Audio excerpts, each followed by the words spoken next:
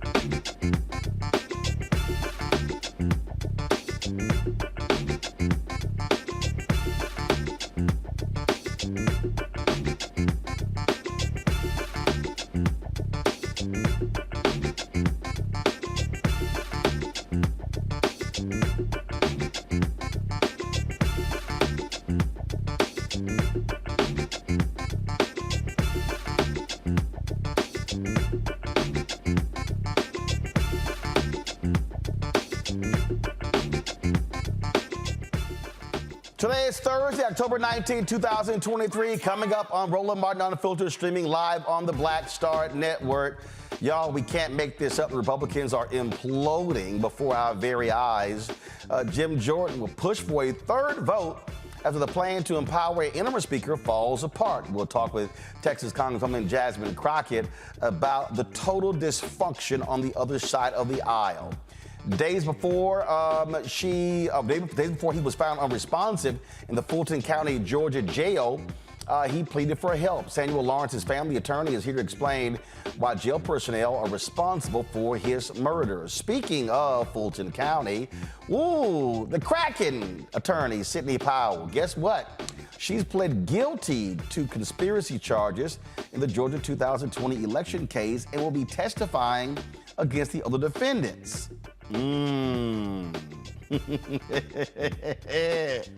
I told y'all Fonnie Willis was not playing around. Plus, we'll be joined by legendary comedian George Wallace in studio to talk about him performing here in Washington, D.C. I know he got all kind of stuff he wants to talk about. Folks, it is time to bring the funk on Roland Martin Unfiltered on the Black Star Network. Let's go. He's got it. Whatever the miss, he's on it. Whatever it is, he's got the scoop, the fact, the find. And when it breaks, he's right on time and it's rolling. Best believe he's knowing. Putting it down from sports to news to politics. With entertainment just for kicks, he's rolling. It's on go, roll, y'all. It's Roland Martin, yeah. Rolling with Roland now.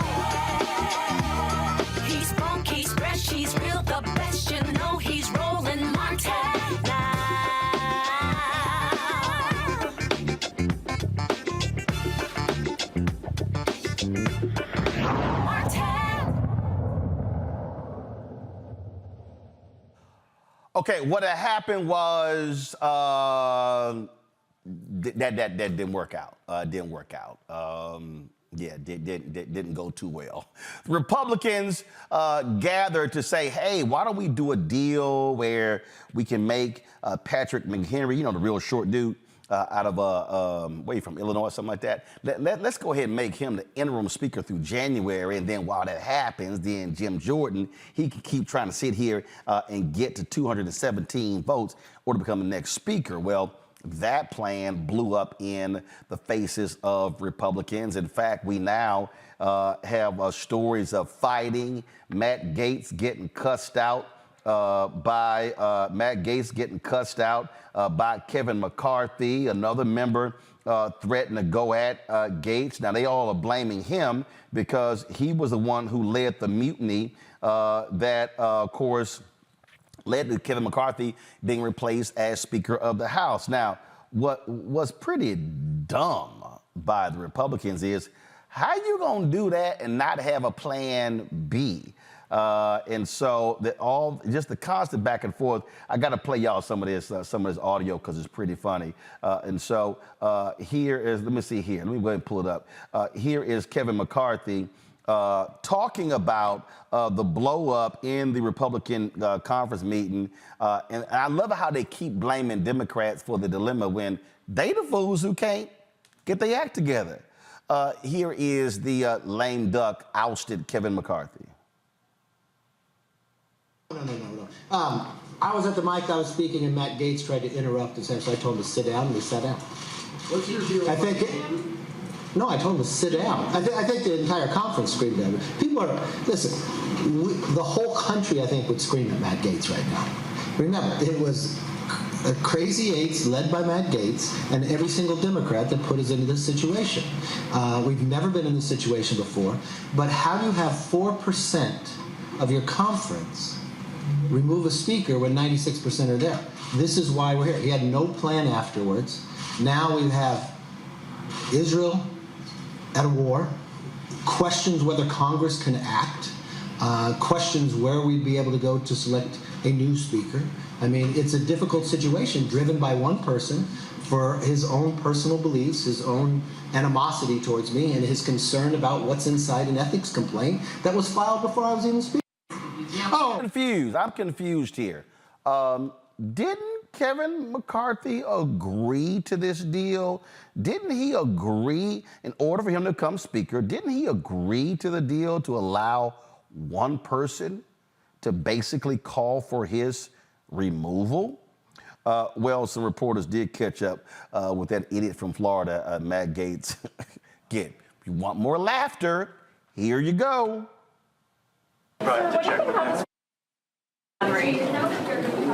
I think that I'm against Speaker Light. I'm against Bud Light. I believe it is a constitutional desecration to not elect a Speaker of the House. We need to stay here until we elect a Speaker. And if someone can't get the votes, we need to go on to the next person. But twisting and torturing the Constitution to empower a temporary speaker is having a Speaker Light that is not constitutionally contemplated, is deeply infirm, and I will do everything possible to stop it. That boy looking like Eddie Munster as every day goes by. All right, joining us right now, Congresswoman Jasmine Crockett. Glad to have you on the show. I keep seeing your tweets about, here we go again. And I love how McCarthy keeps trying to invoke the Democrats. You know, they got together with 4% of our caucus. Dude, you can't keep your own people in line. Don't try to blame anybody else. Yeah, I mean, you've summed it up, Roland. I don't even know what you need me for.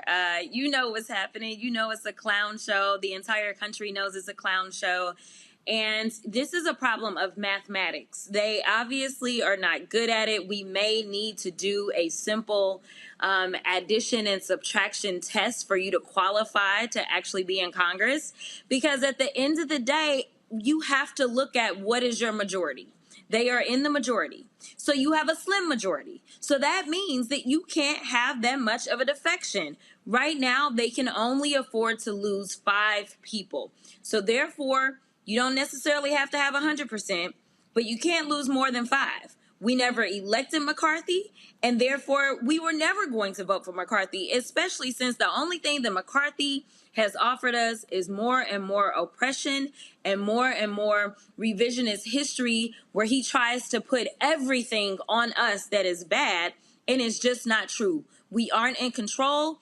If you wanted to be in control, if you wanted to be speaker, now you understand that there is an actual responsibility that comes with the gavel. I mean, as each day goes by, it's laughable. And again, this new talking point is the Dems. If they had just gotten in line. But here's the other thing: everything that Dems have asked for, McCarthy refuses. He doesn't. And so the deal is, why am I going to vote for somebody who doesn't even care about me? No, not to mention he's not someone that actually honors his word. Democrats are not so unreasonable to believe that we're going to get the speaker of our choice coming from across the aisle. I mean, that's not going to happen. So we're very realistic about it. But here's the deal. When you make a deal with the president of the United States, and we expect you to honor that deal, and you completely renege on that deal, trying to appease what he's now referring to as the crazy eights. The only one that's crazy, Kevin, I'm sorry, is you, because you fell for the okie doke. Listen, this has never happened in the history of the United States, because you were just that bad at negotiating. Nancy Pelosi had the exact same margins and didn't have this problem. Nancy didn't box herself in. And the idea that you want to pretend as if Nancy was in this set of circumstances, that the Republicans would come and save her, give me a daggone break. So don't look at us. I know that the Democrats are always the adults in the room, but my deal is this: if you were elected as a Republican, then your constituents need to know what it is that they got. And as far as I'm concerned, they didn't get very much, especially when you start talking about Jim Jordan. But that's on them. And good luck in your next elections. There are some who are saying that, look, Democrats should compromise. We've got the people's business. I disagree. I don't think there should be any compromise. I think you should sit back, let Hakeem Jeffries keep getting 212 votes, and let these idiots keep looking stupid. No, I mean, here's the deal. People keep saying, well, we've got to get back to governing. My answer to that is that we've not been governing. Yes, we had a speaker, and yes, there were things that were going on, but we weren't governing. If we were governing, we wouldn't be talking about a shutdown. I need people to understand that they had 9 months, almost a total of 10 months, to pull together our appropriations bills, and they did not get it done. So we wouldn't be talking about shutdown if we were actually governing. They haven't done anything. All they've done is sat there and pass stupid bills that have no chance of ever seeing the light of day, because they want to attack diversity, equity, and inclusion. They want to go after the LGBTQIA community. They want to make sure that women don't have access to reproductive rights. They claim that they didn't support Roe v. Wade because they wanted it to be up to the states. And now every daggone bill that we get, they want to make sure they put some clause in there, essentially trying to backdoor their way to a national abortion ban. How about you focus on the basics? Because clearly you are not going to be able to accomplish these complex tasks. If you can't figure out how to participate in the popularity contest amongst your Republicans, and also Republicans, I need y'all to pay attention to this.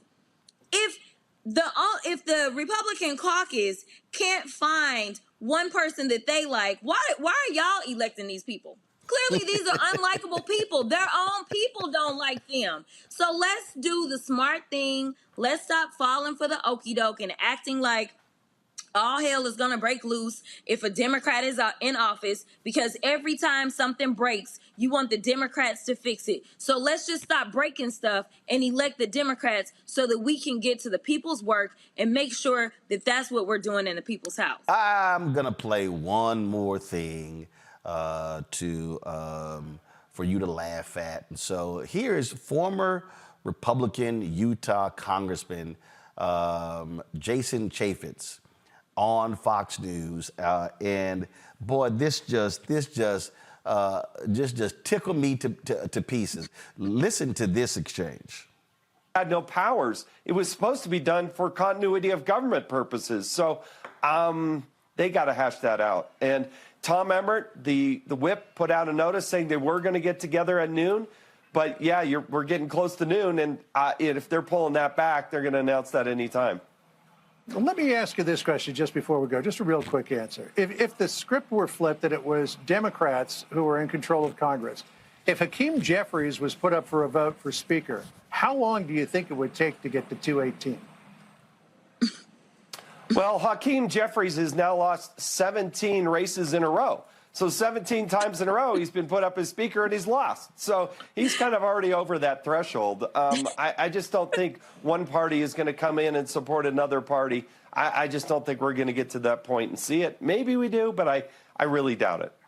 No, I just meant I think the Democrats would elect a Speaker very quickly if they were in the position that the Republicans are in. Jason, great to see you. Thank you. They haven't had those problems. Yeah. Exactly. Thanks. President Biden announcing 100. Hey, John, how about you say, hey, Jason, you look pretty stupid with that answer. I mean, the reality is it probably would take about 3 minutes for Democrats to elect Hakeem Jeffries as Speaker if they were in power. If that.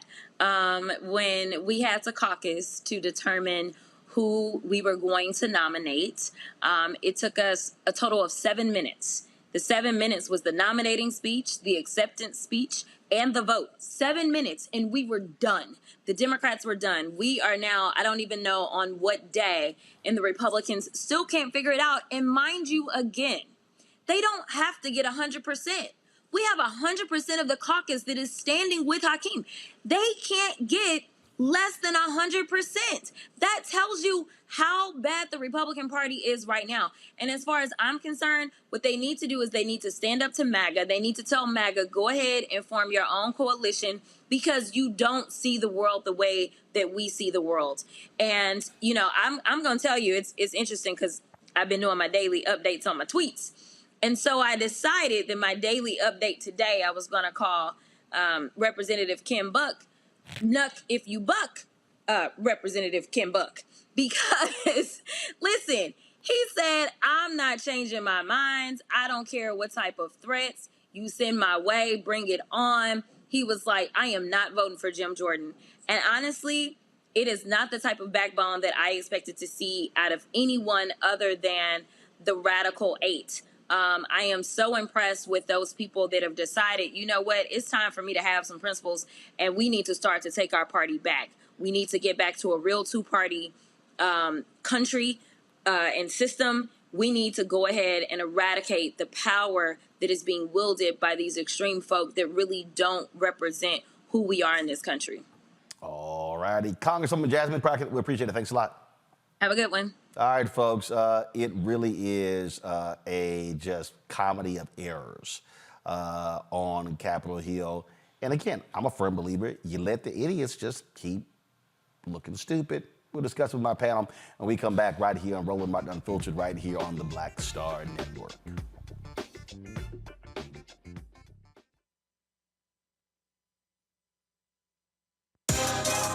Peace, I'm Faraji Muhammad, host of The Culture. And brothers, we need to talk. There's been much discussion about the state of the black man in our community. Whether it's in politics, education, or in the home, my brothers, we are struggling to lead the way, which is why The Culture will be hosting the Black Men Summit, where we'll be redefining and celebrating black manhood. This special series will kick off on the 28th anniversary of the historic Million Man March on Monday, October the 16th at 4 p.m. Eastern Time. I'll be talking to some of Black America's most prolific, dynamic, thought-provoking black men activists, scholars, and leaders about our role, our power, and our future. So tune in and join the conversation as an online culture crew member for The Culture's Black Men Summit, redefining and celebrating black manhood. Starting Monday, October 16th through Friday, October 20th, 4 p.m. Eastern Time each day, right here, exclusively here on the Black Star Network.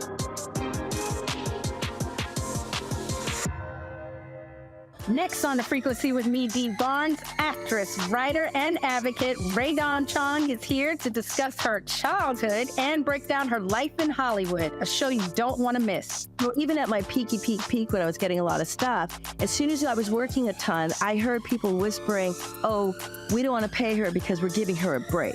Only on The Frequency on the Black Star Network. Hi, I'm Jo Marie Payton, voice of Sugar Mama on Disney's Louder and Prouder Disney Plus, and I'm with Roland Martin on Unfiltered.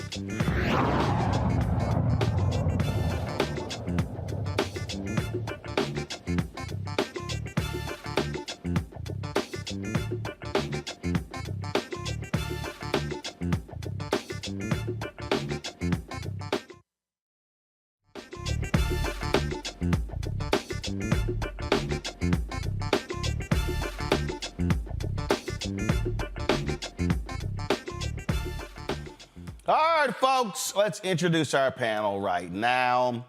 Dr. Greg Carr, Department of Afro-American Studies at Howard University out of D.C. Reese Colbert, host of the Reese Colbert Show, Sirius XM Radio out of D.C. Lauren Victoria Burke, Black Press USA out of Arlington, Virginia. Lauren, you came from Capitol Hill. I must say, it is a house of horrors happening on the GOP side, and I just, you let crazy keep being crazy. Yeah, they're governed by the people in the party right now who don't believe in government, who don't believe in much of anything other than being against everything. And if you ask these people in Congress, like Nancy Mace and Matt Gaetz, what do they want? What was the plan? What are they doing here? You get no straight answers. Matt Gaetz has in his talking points a few lines about wanting to get things done. I'm not sure why he keeps saying that, because, of course, he's had this entire institution on its knees by vacating his chair 2 weeks ago. So I don't get it. I don't think anybody really gets it. There's this certain type of MAGA Republican who just wants to be seen on social media and wants to send out fundraising emails and get on TV. And frankly, that's kind of working for them, because the more sensationalist you are, the more airhead you are and the more clicks you get, and you are rewarded by this version of our media in today's politics. That's part of the reason why he keeps doing it. That's part of the reason why they find themselves where they are. Do have an increasing number of Republicans who are figuring out that this isn't working, and they look particularly stupid when there's a war going on in the Middle East. And so I don't know how this ends. Now we have the rumor of Pat McHenry saying that he might resign resign the chair. But this is really the culmination of the Gingrich years in the U.S. House. This idea that you never do anything with the Democrats. I mean, one thing they are united in is not working with the Democrats. And so, you have the situation that we have right now. This right here, Reese, is one of those moments where you're Democrats, you go, hey, everybody back up. Train wreck is happening before our very eyes, and let's just get some popcorn and watch. Absolutely. I think that Congresswoman Crockett is so right about people always expecting the Democrats to be the adults in the room and play cleanup on aisle 6 for the dysfunctional Republicans. But there needs to be very clear messaging that the Republicans have the majority.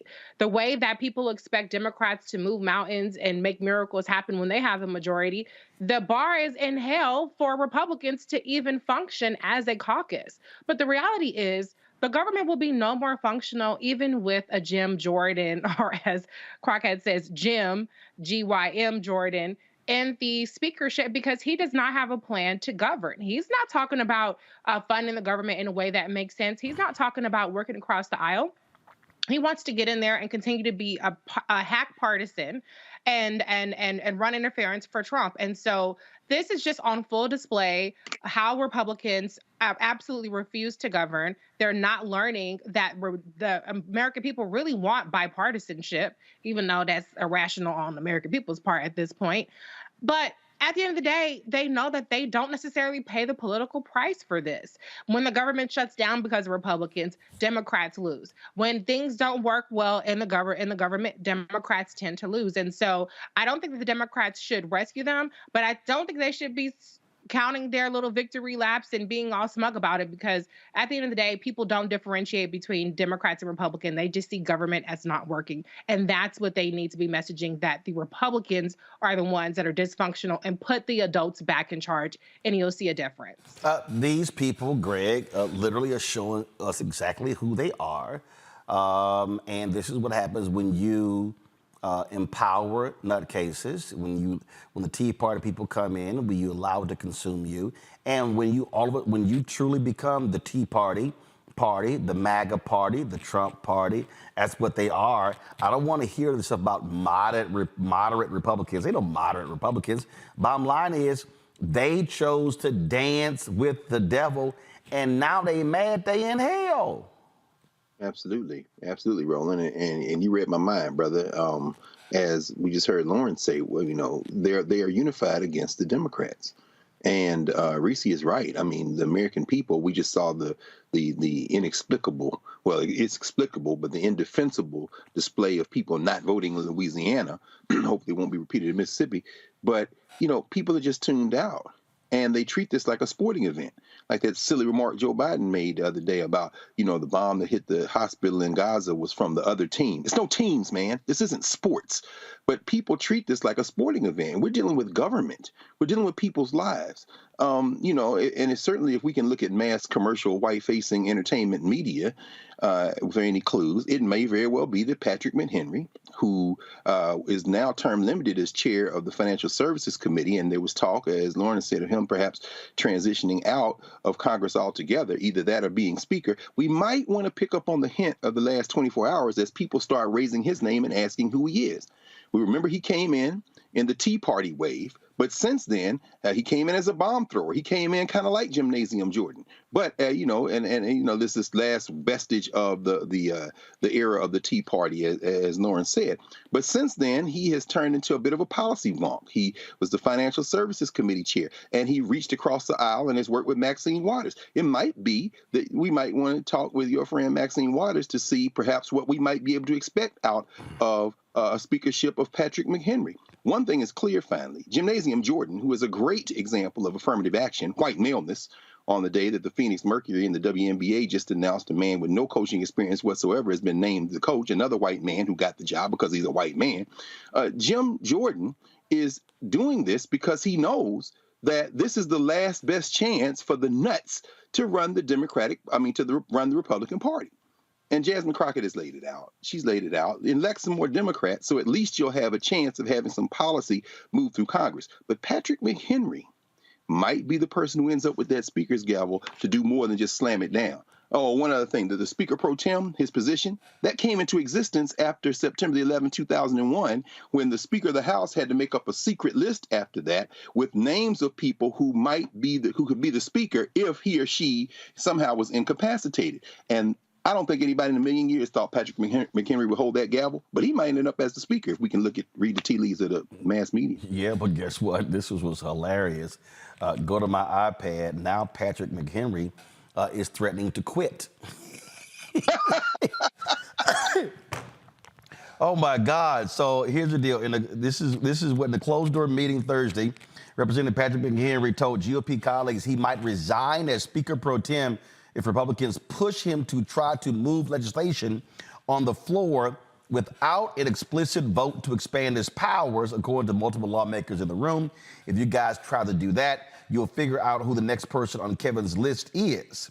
McHenry told the room, three sources said, referring to former Speaker Kevin McCarthy's secret list of GOP lawmakers who would serve as temporary speaker in the event of a vacancy. Oh my God. You know, Lauren, that would absolutely, you know what? You know, my birthday is in, less than a month. That'd probably be a great birthday gift. Because, God, if you lose a Speaker Pro Tem, then they're like, well, damn, who the hell are we going to get? Like, there literally is this is how crazy they are. There's no compromise candidate on their side because their margin is so thin. You have the nuts like Gates. They control the whole apparatus. Well, actually, him quitting, McHenry quitting is actually less crazy than what we witnessed over the last few days, which was the idea of Jim Jordan being the speaker. you would actually have somebody who cannot say into a microphone that Joe Biden was legitimately elected, among other things about him. I mean, this is delusional, the idea that Jim Jordan would be speaker. And by the way, they're talking about another vote tonight, which I'm not sure why Jim Jordan wants to see the number double of people who could be voting against him. Apparently, that's what he wants to see. So McHenry, people leaving or stepping off the stage is actually a logical move in this moment, because you're only tethered to something that has historically never happened before, and is something that is fairly crazy. So it actually makes sense to me to hear that a member of Congress is not going to run for re-election, which we heard yesterday, a MAGA Trump Republican House member, and now to hear that McHenry's thinking, I want to get off this stage. They don't know what they're doing, and they increasingly look like they have no idea what they're doing at a moment of crisis. The Senate is on the other side of the building, you know, doing business and leaving for the evening. But the House looks ridiculous. The real test is going to come in about 20 days about whether or not, you know, the voters in Virginia are going to decide that this matters to them. They may not, but this is what, quote, Republican governance, in fact, fat quotes, looks like. This is what running your mouth all day on Fox News and saying absolutely nothing, and talking loud and saying nothing, and you know, being the friend of Donald Trump, all of that is what, this is the culmination of their nothingness. And it's playing out. They're actually sort of lucky in their timing, because we have a serious news story overseas. So you're not getting the updates that you normally would be getting detailing this level of dysfunction. Yeah. Well, the Republican Accountability Project, they put this video out. I'm gonna play this here before I go to break. So, hey, what the hell? Might as well enjoy the nuttiness.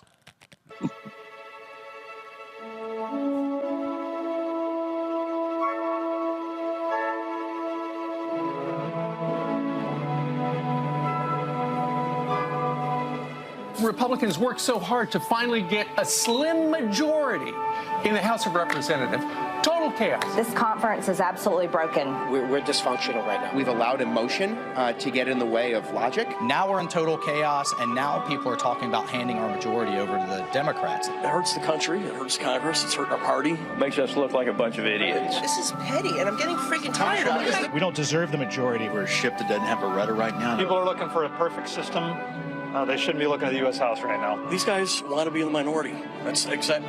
I think they would prefer that, because they can just vote no and yell and scream all the time. Hey, the Republicans finally got the chance to drive the car. They're in a ditch.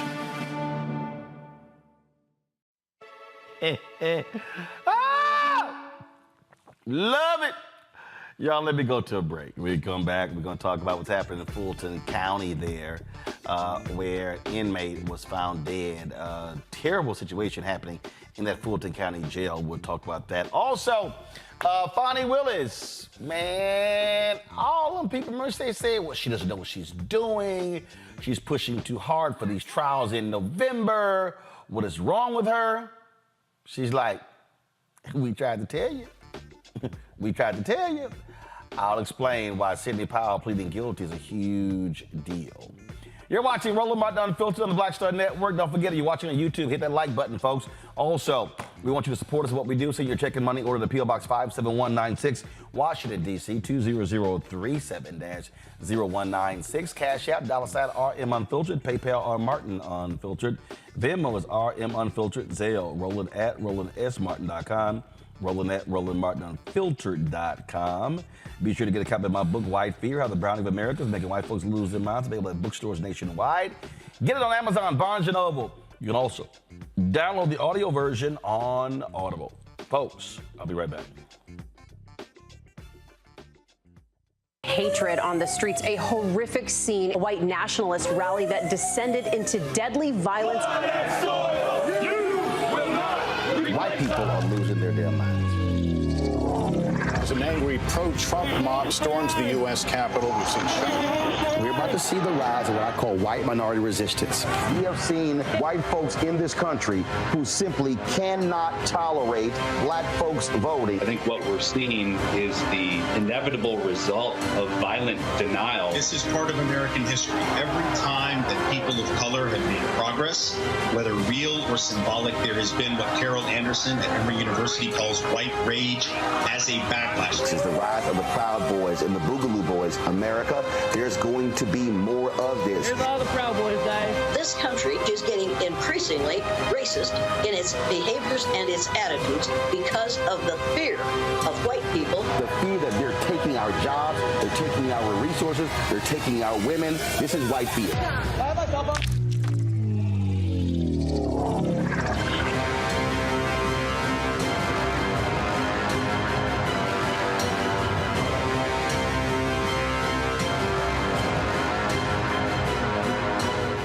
Pull up a chair, take your seat. The Black Tape with me, Dr. Greg Carr, here on the Black Star Network. Every week, we'll take a deeper dive into the world we're living in. Join the conversation only on the Black Star Network. Hi, my name is Freddie Ricks. I'm from Houston, Texas. My name is Sharon Williams. I'm from Dallas, Texas.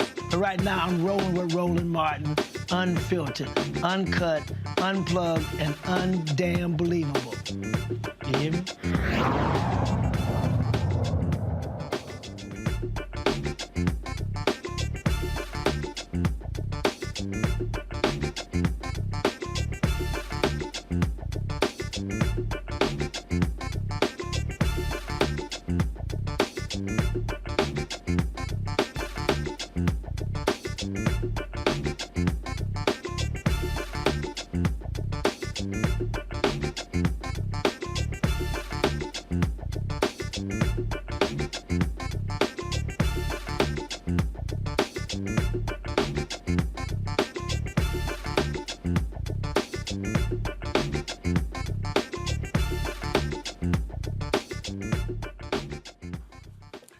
Folks, the family of a Georgia inmate found dead in the Fulton County jail says his death has been ruled homicide. Samuel Lawrence was found unresponsive in his jail cell on August 2nd, just days after he filed a lengthy, handwritten prisoner civil rights complaint about the conditions and abuse by the guards. The family attorney, Kenneth Muhammad, says the autopsy concluded Lawrence was strangled to death.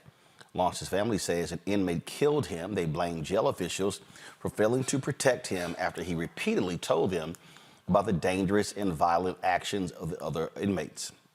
Attorney Kenneth Muhammad joins us now from Atlanta. Kenneth, so this is obviously stunning. So the medical examiner has ruled this is indeed a homicide. They have definitely done that, yes. Response from Fulton County, the sheriff, commissioner's court. Samuel's father received a telephone call that was very short. They said that the autopsy report had come in because we didn't have it at that point in time, and that Samuel was strangled. They're going to charge the inmate or the cellmate that was with him with homicide. No further information was given. The call ended. I have reached out to try to get some additional information, and they have not been responsive to us yet. How many deaths does this now make in the Fulton County Jail this year? 10. 10? 10. So we're averaging, we're at a point now we're at about 1 per month. And in Samuel's case, all of the different problems that you see going on are kind of culminated into this one case.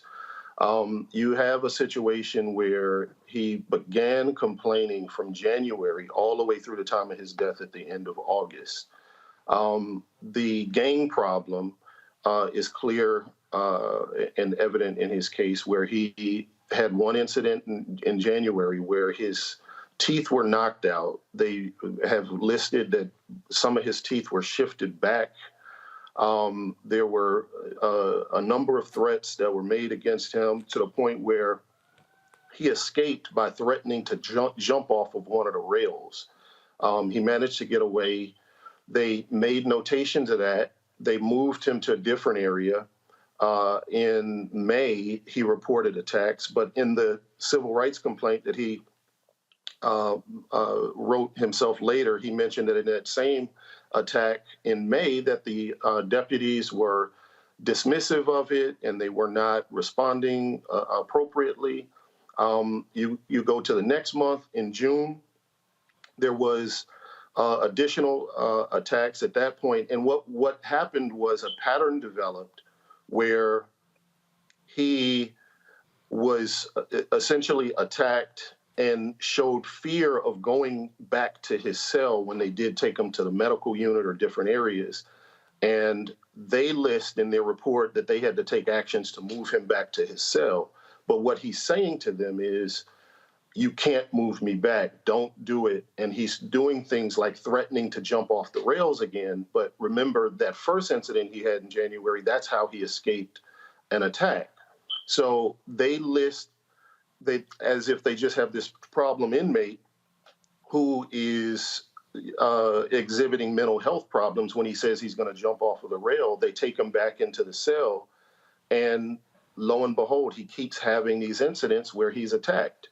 It finally culminates where we get to August. It was August 12th, where the officers report that there was another one of these incidents.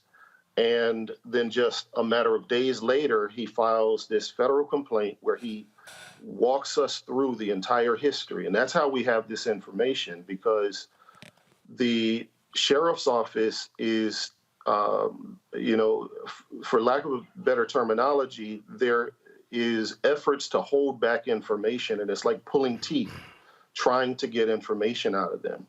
We have incidents where a report will say that a body cam was turned on, but then when you make the request for the body cam, they say there is no body cam footage. Then when you point out the problem with what they're saying, then they say, oh, well, there's a pending investigation. And the reasoning just keeps changing. So we have a lot of things like that going on. He mentions how he was constantly writing complaints and sending those written complaints in, but yet they told us that they don't have any copies of any written complaints that he had initiated. So we have all of the information that went on because he actually got the complaint out into the federal court system. It outlines what he wrote there in his own handwriting, everything that went on. He talks about multiple gang attacks, deputies being unresponsive to it, and various things like that. And just days after he sent that in, he is strangled to death. And as I indicated, the family just gets one call where they are told that a cellmate, without giving a name or any further information, is being charged, and that's really it. So that's what we're dealing with. What's next? Any plans to file a civil suit, anything against the jail officials for negligence? Definitely. We are, as we speak, putting together the notice to the county of what we have been able to find and put together thus far, and how we see that there is definite negligence on the part of the sheriff's office in failing to protect him, given all of the history that we just outlined. And hopefully it won't be necessary to file a lawsuit. Hopefully they will get it. They'll look at the pattern of behavior and what he had to suffer, and how he is killed at the hands of an inmate after screaming and begging for them to protect him. And hopefully something can be worked out without need of a lawsuit being filed. But if this notice that we're sending and our efforts to enter into discussions are not successful, we will immediately file a lawsuit. All right, Kenneth Muhammad, we appreciate it. Thanks a lot. All right, thank you. Folks, please note the U.S. Department of Justice is conducting a civil rights investigation into jail conditions in Fulton County, citing violence, filthy conditions, and the death of a man whose body was covered in insects. The thing here, Reese, again, this is one of the areas, and I keep talking about this over and over and over again. This is one of the areas where the Biden-Harris DOJ has been extremely strong for the life of me, I don't understand why the White House and why Biden and why Harris don't talk about the successes more on how they are achieving accountability. They announced earlier this week an investigation of the patterns and practices of a police department in New Jersey. I think this is the 9th or the 10th one. There was only one during 4 years of Donald Trump. There have been numerous individuals who have been sent to prison for hate crimes, numerous individuals, wardens and corrections officers who've been sent to prison, as well as convictions when it comes to police as well. And I sound like a broken record on it, but I'm like, if you're doing good in that area, talk about it. Yeah, but I think that they probably view it as potentially backfiring as them looking soft on crime because they're going after people who, by the way, are committing crimes, because it is illegal to be brutalizing people and abusing your authority and a number of things that are happening in these jails and police departments. But, you know, it doesn't make sense to not tout this, especially how important this is to Black voters. But we also have to recognize that we live in a society that doesn't really value the lives of people who are in prison. This person, Samuel Lawrence, wasn't convicted of a crime yet. He was being held on bond. So we have a person, and multiple people we've heard these stories about, haven't actually been convicted of a crime yet. But we're not talking about bail reform. We're not talking about a justice system that keeps people in jail, even under these horrific conditions. I remember the sheriff in Fulton County talking about how there's overcrowding and a number of things, wanting more money for jails when you could let some of these people who are just in jail indefinitely on bond out. Maybe he wouldn't qualify for that, but I don't know, you know, if he's already getting beat and attacked, I don't know what purpose that's serving for a person who hasn't been convicted. So I think it's a complex situation because at the end of the day, people want people who are even accused of crimes to be locked up. And until we realize that locking people up is not about that, we're not rehabilitating, we're not making our country safer by just locking up people and throwing away the key and treating them any old kind of way, this stuff is going to continue to happen. But here's the thing, Greg. To me, it's a no-brainer. And okay, so what? White people are going to be going, oh, my goodness, that's just unfortunate. How dare you put wardens who beat people in prison who break the law? Again, if you didn't pass the George Floyd Justice Act, you got to be able to say something not only to African Americans, but to young voters as well, who were demanding criminal justice reform. Your DOJ, this is arguably the most active Department of Justice Civil Rights Division since Bobby Kennedy was Attorney General. It's true, but I mean, you know, Reese is, as usual, speaking the language of realpolitik. We know the ideal, we know what's logical, we know what makes sense, and we know what's right. But then we also have to factor in what's political. If people want to see true shifts in policy, they're going to have to get out and participate in the political process. And what the Biden-Harris administration is doing is, as Rishi says, is they're playing a game of, they're calculating in terms of how many votes they need, where they're going to need to take those votes from. And as you have said over and over and over again, their formula is deeply flawed. But that will require a shift to lean into constituencies that they're going to have to work with folks like Black Votes Matter and Reverend Barber and everyone else, Poor People's Campaign, to actually cultivate those people into voters. I mean, let's just be clear about it. I mean, again, you see this brother killed. And as Attorney Muhammad said, they filed that 1983 lawsuit in August. He's found dead a few days later. And you read the complaint, the 1983 complaint that they filed under what's called prisoner civil rights. It's really a complaint pursuant to, among other things, the 8th Amendment of the Constitution, cruel and unusual punishment. And what they're saying is you didn't protect our client.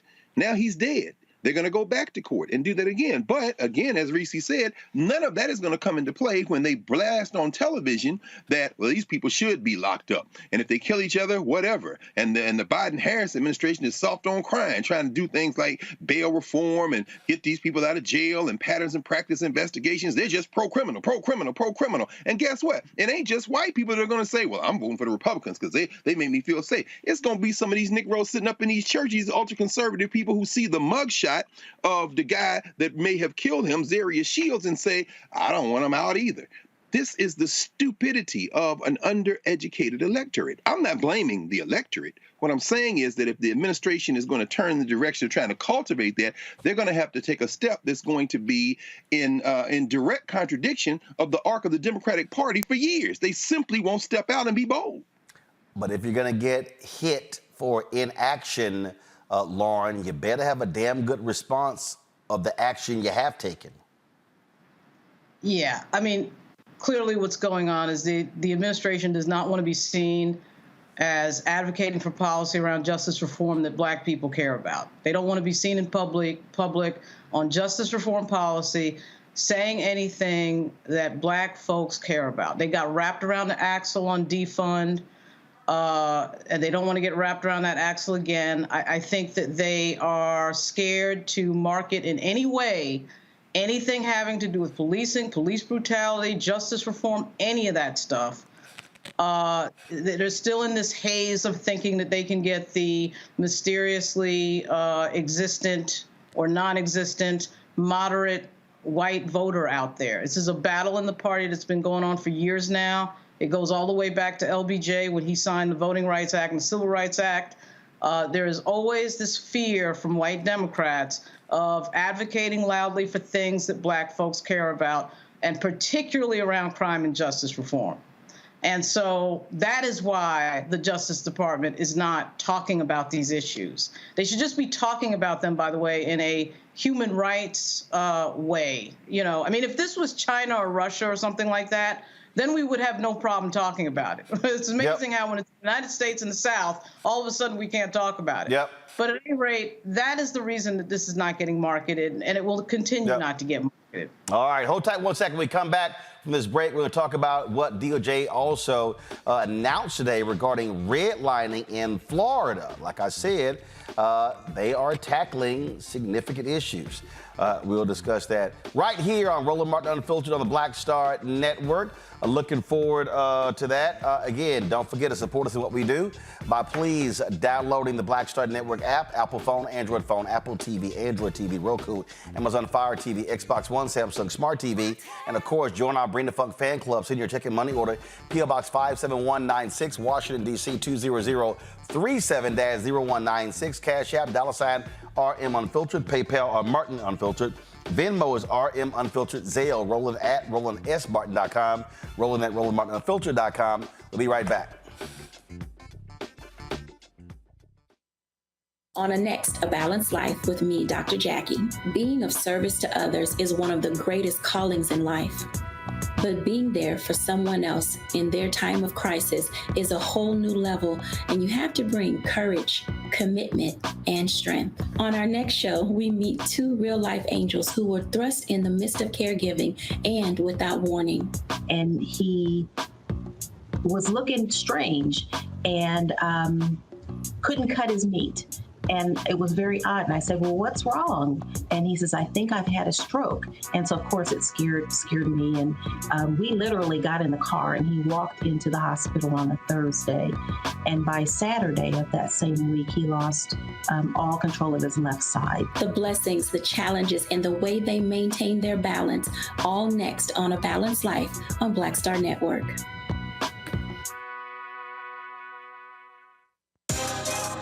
Peace, I'm Faraji Muhammad, host of The Culture. And brothers, we need to talk. There's been much discussion about the state of the Black man in our community, whether it's in politics, education, or in the home.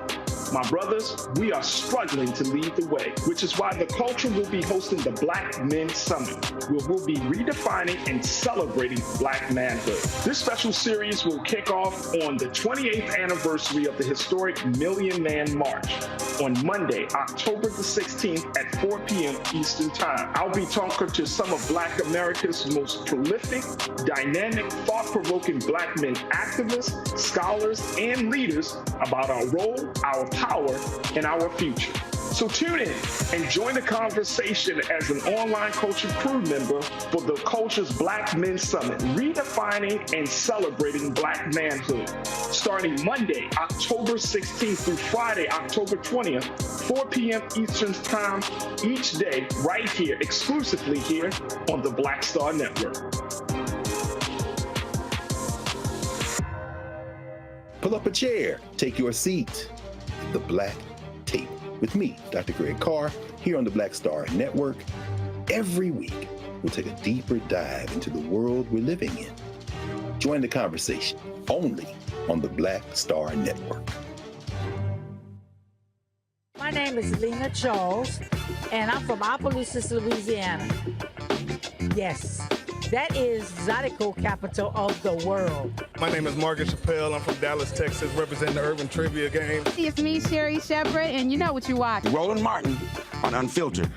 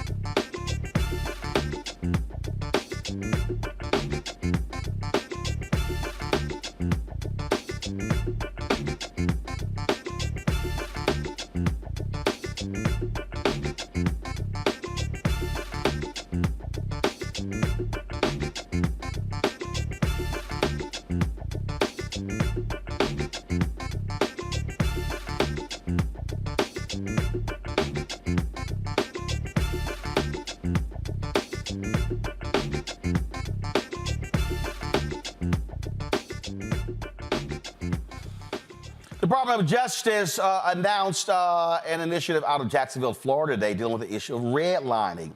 Kristen Clark, who heads the Civil Rights Division of the Department of Justice, was there along with the Attorney General. Here is what they had to say. Morning, everyone. I'm joined today by Assistant Attorney General for Civil Rights, Kristen Clark, and U.S. Attorney for the Middle District of Florida, Roger Handberg. We are here today to announce a major development in the Justice Department's anti-redlining initiative, which was made possible by the hard work of the staffs of both of their offices.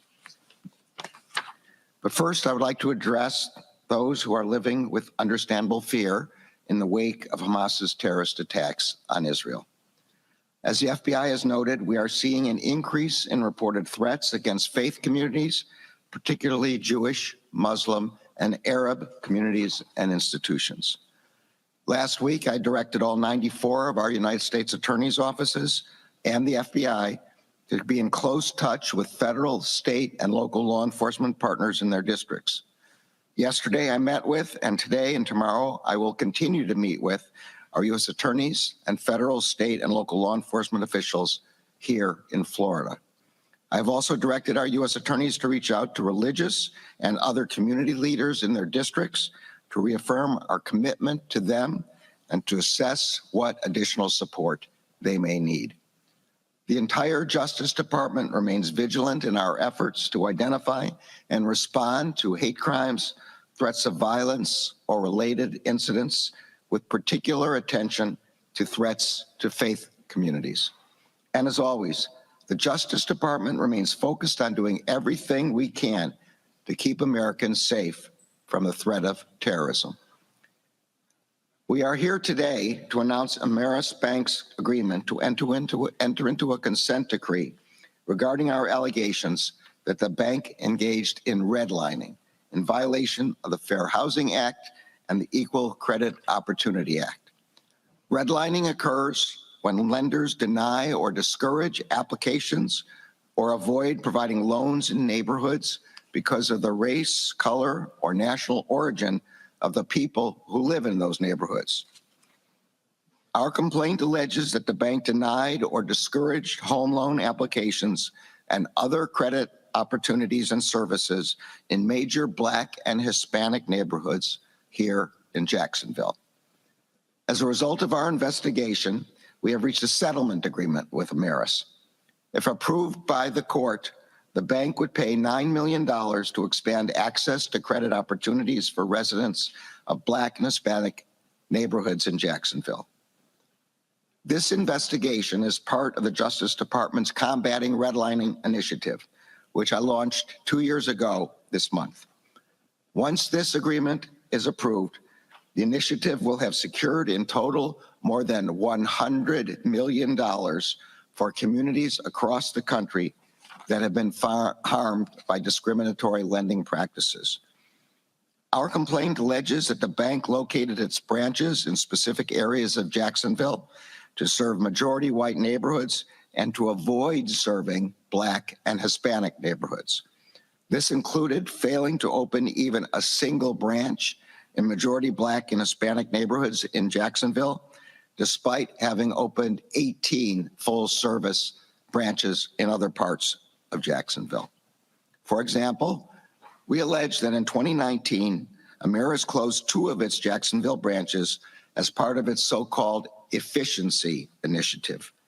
Ameris had identified both of those branches as having, quote, minority populations, quote, higher than nearby branch locations. One of those branches, which was located within what Ameris called the, quote, urban core of Jacksonville, was the closest branch to most of the city's majority Black and Hispanic neighborhoods. That branch was closed despite the fact that Ameris itself rated it as one of the, quote, best financial performers of all of its branches across the United States. Ameris did not close any branches in the majority white areas of Jacksonville as part of this so-called efficiency initiative. In another example, we allege that in 2020, Ameris sent out a, quote, free checking mailer that the bank said was targeted to low and moderate income areas in majority minority neighborhoods. Ameris mailed out over 22,000 postcards with images of white models to 13 zip codes in Jacksonville. Not one postcard was sent to a single resident in a majority Black and Hispanic neighborhood.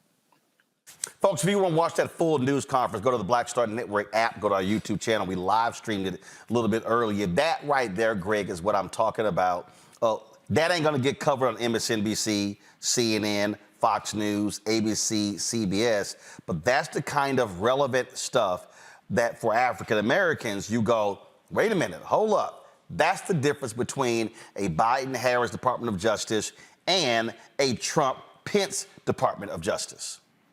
Absolutely, Roland. It's quite striking, isn't it? We focus, and rightfully so, on voting rights, on the criminal punishment system. But this one here, you know, when people say tangibles, tangibles, tangibles, what's more tangible than being able to get a loan and a mortgage for your house? With this $9 million settlement, $7.5 million over 5 years is going to go towards subsidizing home mortgages, improving and refinancing loans in majority Black and Spanish-speaking communities in Jacksonville. They're going to hire a person that does nothing but service and oversee giving out those loans. In Jacksonville, Ameris has to open up a full-service branch in a majority Black and Hispanic neighborhood. And as you heard the Attorney General say, sure, everything's not perfect, but this is tangible. And this is, they've got more than 24 other active investigations to go with what we just saw in Jacksonville. And then Houston, Columbus, Ohio, Philly, Rhode Island, Tulsa, Oklahoma, Memphis, LA. You know, this is, you know, everybody talking about tangibles needs to watch this clip again, needs to read this settlement again. There it is. Lauren? Yeah, home ownership, obviously, as everybody knows, is the way that wealth is built in the United States. This is the type of story that, of course, should get a lot more play, but we do live in a media world where it's the type of story that requires some nuance and some deep thinking on policy and some deep analysis on policy. And for the most part, particularly broadcast media, is not up to that task. And Greg, you make a great point about when you're talking about tangibles. I hear these people whining and complaining. This nutcase rapper Waka Flocka, came out with his Trump endorsement, and all these other people. I was looking at some Instagram pages and others, and these people like, oh, that's right. I'm black. I'm gonna vote for Trump, and I'm like, do you have any idea what the hell y'all talking about? And it's a whole lot of this. A lot of brothers I see making these comments as well. And then when you hit them with it, like I had one brother who got mad. He was like, well, he goes, why aren't you pushing Cornel West, folks to vote for Cornel West? And I said, let me know when Dr. West is going to access to all 50 ballots in the country, all 50 states in the country, ballot access. And he's like, well, you should be trying to fight to make that happen. I said, man, let me explain something to you. The Republican Party is trying to put in federal judges who want to dismantle nearly everything that we've gotten in this country. I said, if you think I'm about to sit here and ignore that reality and be on some other tangent, I said, you have truly lost your mind. Absolutely. And this is the disconnect, Roland. I mean, again, you said this over and over again. We have to be involved, not just in mobilizing our communities, but organizing and building in our communities so that this kind of foolishness can go by the boards. I mean, it's homecoming weekend. And, tomorrow they'll have their legendary Yard Fest on Howard's campus. And, they haven't announced who the entertainers will be who are there, but the students are floating the idea that this rapper, Sexy Red, is going to be there. And I'm not going to be anywhere near that concert. Well, she's trolling or not, talking about supporting Trump. People say, well, she's making some great points. She's making no points. It's purebred ignorance. How did you rent in your house? What did you just hear Lauren say? I mean, home ownership is the way to produce generational wealth. You want to talk about reparations? Let's be very tangible about it. If you have access to credit and capital so that you can buy a home, and $900,000 of this settlement is going to advertising, outreach, and consumer financial education, including how to build your credit. We know that the playing field is not level, and it may never be level. But just knowing those things, being able to then get a mortgage and be able to then pass on something to the next generation so that you don't have to go from hand to mouth, from generation to generation to generations, it's not reparations in its true sense, but it is a leg up to beginning to get out of the hole. And it beats the hell out of listening to Waka Flocka Flame or Sexy Red. Come on, y'all. In fact, I'm glad Greg made that point there, Lauren, because when Dumb Red made her comment about, ooh, folks in the hood love Trump, we were getting those checks when Trump was there. First of all, you dumbass, Democrats controlled the House. That's how it got passed in the House. It got passed in the Senate. Just like when I hear these dumbasses go, Trump, he was letting black men out of jail. Again, the First Step Act was led by Democrats in the House, Congressman Hakeem Jeffries, the House Judiciary Committee, Congresswoman Sheila Jackson Lee. When it passed the House and went to the Senate, it was Democrats, Cory Booker, Kamala Harris, and others who said this ain't strong enough, including Republican Charles Grassley, who was chair of the Senate Judiciary Committee, and that's how it got strengthened before it goes to Trump. Now, Trump was a master taking credit for everything, like, for instance, holding up the checks so his signature can go on every single one of those checks. But I want to show people again, to all these dumb people who are sitting here going, yeah, let's get Trump back in so we can get some of those checks. Your ass ain't getting the checks, okay? COVID we're not operating in COVID. You ain't getting no stimulus checks again. So, sorry, suck it up. Go to my iPad. This is the Axios story. And it shows that between 2019 through 2022, the median household of black folks increased. Okay, you see this here? I want y'all to understand, okay? This is why y'all got to watch this show and stop watching these dumbass housewives shows and these other shows where you get no information and because y'all watching silly folks stuck on stupid. Story seen here and says the Federal Reserve's survey of consumer finances showed a sharp rise in wealth among black households. First of all, I hate us using even that phrase, wealth. No, having some money in your pocket, that is not wealth, okay? This is what it says. The 60% increase in median net worth of black households between 2019 and 2022 suggests their financial well-being recovered far faster after the pandemic than it did after the Great Recession.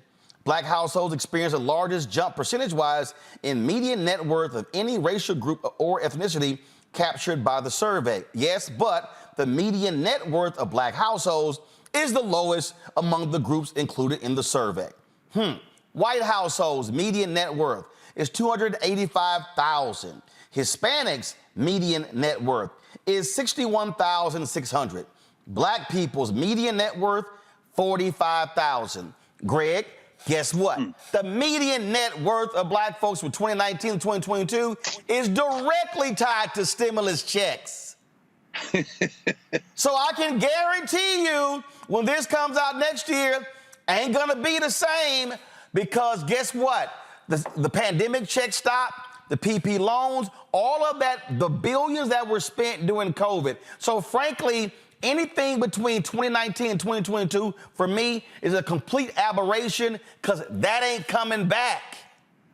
But Roland, you are speaking as, I hate to use the phrase, but I'm going to use it here because it's more appropriate to be used by you instead of these academics who really aren't. You're speaking as a public intellectual. In other words, you're a thinker who communicates to the masses of people in mass media, so people can break it down. But people not going to do that. What Lauren and Reese said a minute ago.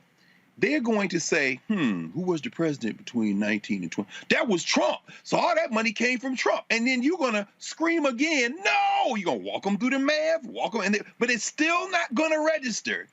No, that had to be Trump. Trump was the president. Who was in control of the federal legislature? Who pushed that legislation through? No, it was Trump.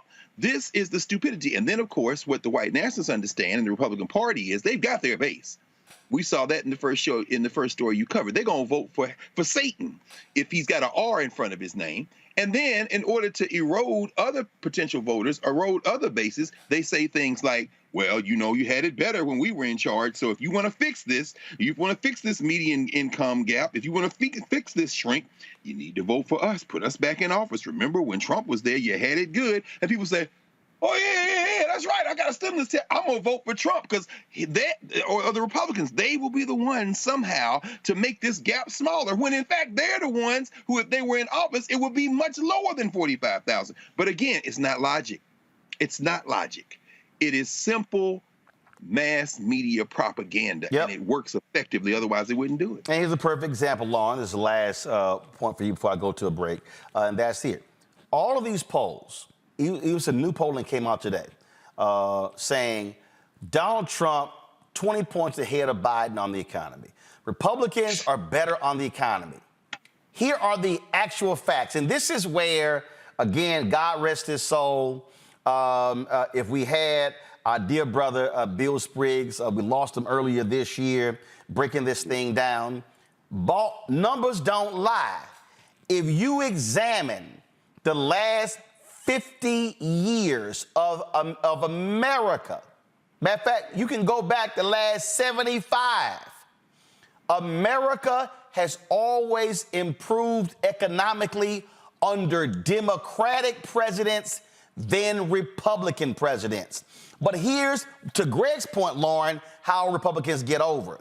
They tout tax cuts. That's going to spur the economy. When we know what happened with Trump's tax cuts, they were like, oh, no, they're going to reinvest that money in the worker. No, they didn't. The CEO said, no, he not.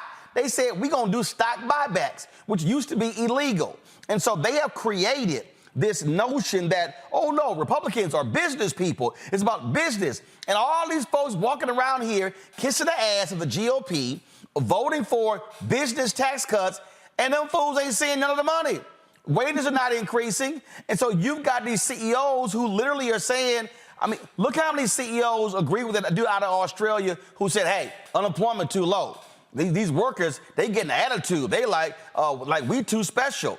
That's what their thinking is. And so I don't understand why Democrats are trying to be so damn, I don't want to sit here and really take credit. Damn that. Democrats need to watch that scene from Jungle Fever, where Wesley Snipes was playing flipper. And when he quit, he was talking about all of his architectural designs. He was like, see that? Mine. That's how you do it. They are losing messaging because they don't know how to take credit for shit they've done. Yeah, for whatever reason, the Democrats are not doing good in the polling when it comes to the economy. And nobody can completely figure out why that is. It's probably a messaging mistake of some type. What moves the needle, at least in Virginia's polling right now, is abortion for the Democrats, moves favorably for the Democrats. But somehow the economy, for some reason, does not. Whether that's the tax argument or, bad messaging on the Democratic side, who knows? You would think that the child tax credit moment we just had would have been a big winner because people really felt that, and it reduced the poverty rate in a sizable way. It is interesting to watch the Republicans try to pursue this, this Waka Flocka sexy red thing as an influencer strategy that assumes that black people are stupid. That influence strategy that assumes that black people are stupid when you just throw a rapper out there and the rapper says something, and I guess we're supposed to be stupid and go into the voting booth and do what the rapper says. That is proven not to work before because they tried it with Kanye West and it didn't work. So I'm not sure why they keep doing that. They're throwing rappers out there and rappers are talking. Nobody's in the voting booth, thinking about what some rapper said when they're voting. They're thinking about their bread and butter issues in their personal life. So I'm not sure why they keep doing that. It assumes black people are stupid. It assumes black people just do what any other random black person tells them to do. There's no community out there that operates that way, and certainly not the black community. So it's interesting that we keep getting these rappers on social media. Here's my last point on this here. Go to my iPad. I just pulled this up. This is from the POTUS Twitter account. And so this person named Mark sent an email that said, Mr. President, I'd like to thank you for your leadership and experience. I opened a new business in April of 2022, a small record shop. We are flourishing. Just want to say thank you. Our economy here at Lake of the Ozarks is booming, construction everywhere, and your infrastructure bill has helped evenly. Roads and bridges are being repaired and upgraded. Thank you again, Joe. Keep up the good work. We appreciate it, Mark. I'm sorry, can y'all tell me the last time either President Biden or Vice President Kamala Harris took a trip to the Ozarks to take credit for this shit? Wow. Again, see, here's my whole deal. If I got this kind of email in June, I'm scheduling a presidential trip to Arkansas where that idiot Sarah Huckabee Sanders is the governor, and I would sit here and I would make a visit to Mark's record shop, and I would be having an event, and I'll be sitting here and saying, y'all see all this stuff being rebuilt? I did it. That's right. I'll be like, holla at your boy. All this happened because of me, not these other fools. You have to take credit. You have to let all these Republicans who are sending out press releases going, hey, thank goodness for that rural broadband. The fools who all voted against it. Democrats should be sending people showing up at the ribbon cut and say, hey. Joe did that shit. Y'all didn't do that. Y'all didn't do that. I'm telling you right now, if I did something and somebody took credit for what I did, I'm showing up wherever the hell they are. I'm sending people with signs and everything. Thank you, Joe. Appreciate it, Joe. Again, that's how you have to call people out. You have to drive that home through. Unfortunately, they don't do that. Makes no sense to me. But oh well. But guess what? They better get on it, because you know what? Abortion ain't gonna be the only issue people care about come next year. They had better get much better when it comes to the economy. All right, y'all gotta go to the break. We come back. Sidney Powell, that crazy ass Trump attorney, guilty. Y'all notice there's a whole bunch of guilty folk around Trump. Plus, we're gonna talk with comedian George Wallace. He is in the house. Y'all get a shot of George over in that bright ass pink shirt, looking like a pylon. What? No, I can't shut up. I gotta host the show. Pumpkin spice shirt on. First of all, it's old gold. I'm an alpha. Okay. It's old gold. Okay. You blind ass. All right, we'll be back. We'll be back. Roland Martin Unfiltered right here on the Black Star Network. Hatred on the streets, a horrific scene, a white nationalist rally that descended into deadly violence. White people are losing their damn minds. An angry pro-Trump mob storms the U.S. Capitol. We've seen about to see the rise of what I call white minority resistance. We have seen white folks in this country who simply cannot tolerate black folks voting. I think what we're seeing is the inevitable result of violent denial. This is part of American history. Every time that people of color have made progress, whether real or symbolic, there has been what Carol Anderson at Emory University calls white rage as a backlash. This is the rise of the Proud Boys and the Boogaloo Boys. America, there's going to be more of this. Here's all the Proud Boys, guys. This country is getting increasingly racist in its behaviors and its attitudes because of the fear of white people. The fear that they're taking our jobs, they're taking our resources, they're taking our women. This is white fear.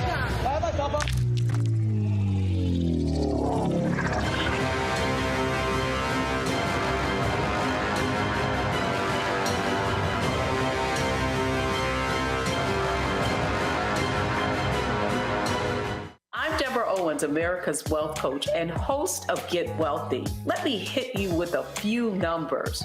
African Americans spend 9 times the amount on ethnic beauty products and yet only own 1% of the beauty supply stores.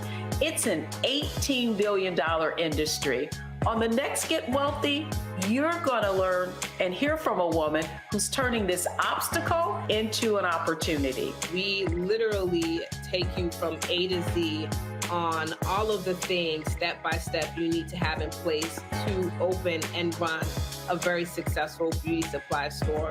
That's right here with me, Deborah Owens, host of Get Wealthy, only on Black Star Network. What's up, everybody? It's your girl, Latasha from the A. And you're watching Roland Martin Unfiltered.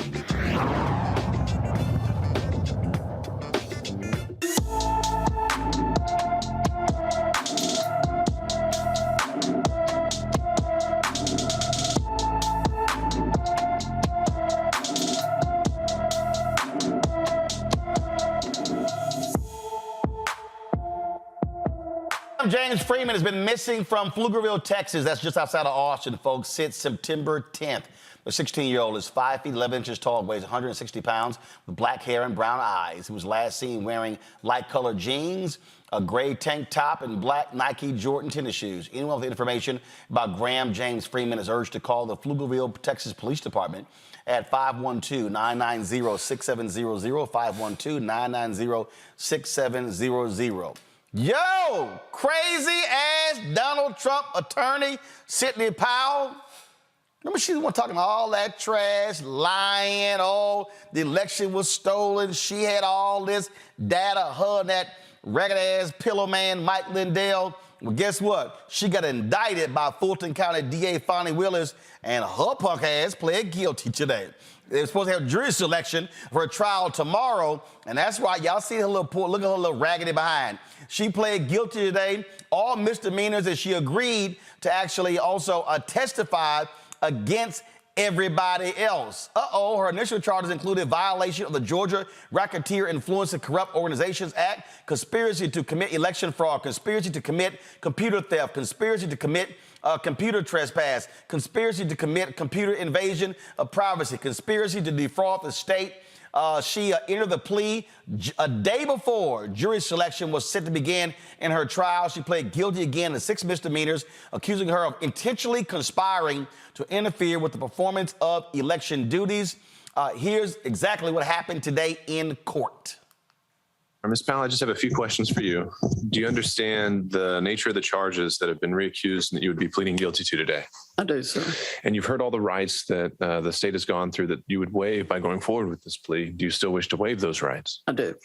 And are you pleading guilty today because you agree that there is a sufficient factual basis, that there are enough facts that support this plea of guilty? I do. Mr. Rafferty, are you satisfied your client is competent in understanding that the plea is voluntary and that there is a sufficient factual basis for entering this plea? Yes, Your Honor. I agree and find that there is a sufficient factual basis, and I find this plea of guilty to be knowingly, voluntarily, and intelligently entered. There's been a request that this sentence be entered under the First Offender Act, and the court will approve that request, withhold adjudication. But I must notify you, Ms. Powell, that you're not allowed to withdraw your plea simply because you do not comply with the terms of the sentence. And the terms of that sentence would be as recommended by the parties. On count 1, conspiracy to commit intentional interference with the performance of election duties, the sentence would be 12 months probation. And counts 2 through 6 would also be 12 months probation consecutive to each other and to count 1 for a total term of essentially 6 years probation, but we're going to translate that into months for the sentence sheet. Special conditions would include a $6,000 fine with $1,000 for each count, restitution to be paid in the amount of $2,700 to the Georgia Secretary of State's office. You are to have written a letter, which you've already satisfied. You're also to provide a recorded proffer with the state, which you've already satisfied. You're to testify truthfully against any and all co-defendants in this matter at any upcoming proceedings. You are not to have any communication with any witness, any co-defendant, or any member of the media concerning the facts or circumstances of this case. And you're to provide all documents to the district attorney's office as requested and relevant to this case. Again, Ms. Young, I would ask if you could provide the state's recitation of the exact phrasing of these, and we'll make sure that's reflected in the final disposition form. In order to make this sentence consistent with Mr. Hall, I do believe it would be appropriate, and I'm willing to include the language involving moral turpitude, although that language being included on the sentence form may not ultimately have any effect on the entities responsible for actually determining that. Are there any other express conditions and special conditions, Ms. Young, that you would like to see reflected on this sentence? I think you covered, Your Honor. Okay. Mr. Rafferty, is there anything else that you think needs to be on the record today?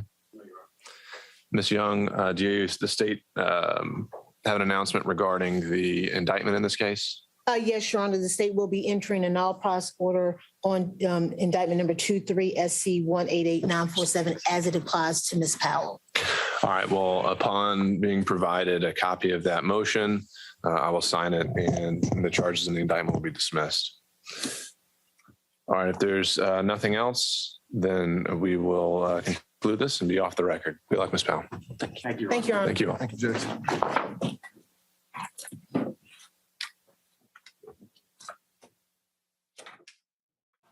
Hey, Lauren, remember all the people who said, oh, Fonnie, what's wrong with her? She moving too fast. She ain't ready. You can't do this here.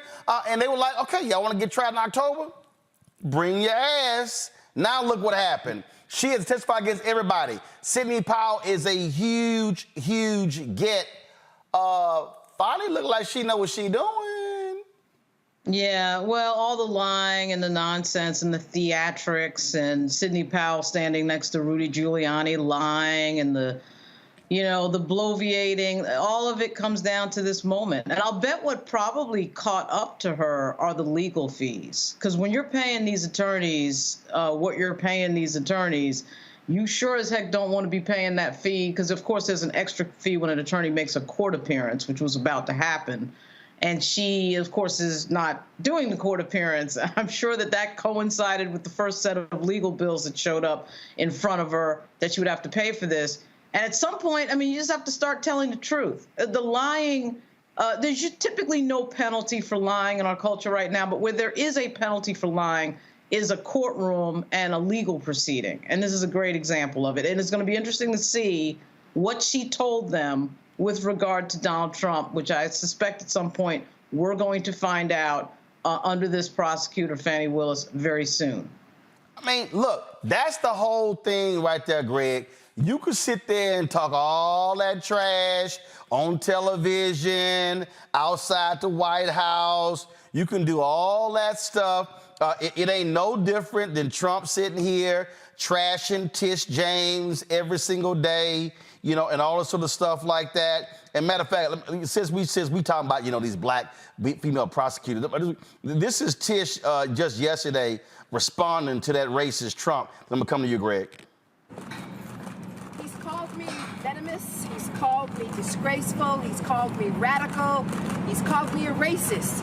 And this is only week 3. The reality is that none of his behavior, which can best be described as performative, will change what's happening in the courtroom. The courtroom, as you know, where we have submitted evidence, and the evidence is clear, and that is he inflated his statements of financial interests to enrich himself and his family.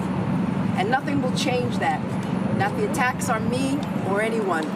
At the end of the day, we are here to seek justice, and we will seek justice. And so I look forward to seeing Mr. Trump again. I understand that he will be returning next week for Michael Cohen. But we are here to enforce the law, and nothing will change that. No attacks, no words. I will not give in. I will not give up. I will only serve justice and enforce the law. Thank you. You right there, Greg, again. You talk all that shit outside the courtroom, but when you walk in that courtroom and you start lying, it's called perjury. When you start making stuff up, it's called your ass in trouble, guilty. And Sidney Powell, when she said, Judge, you know what you pleading to, right? Yeah, I do. You admitting yeah, I'm right. See, all that posturing, they sat there and they said, okay, these little sisters, they ain't gonna do nothing.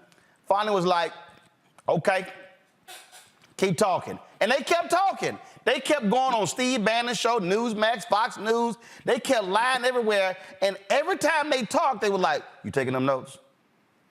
You taking them notes? And they using everything against them. And now she got talked. Now she has to testify against everybody. You know the rest of the clients like, oh, hell, let me get in. And y'all, don't be like Michael Vick. Don't be the last one to get your plea bargain in. Come on now. That's right. Come on, Roland. Don't be the last one.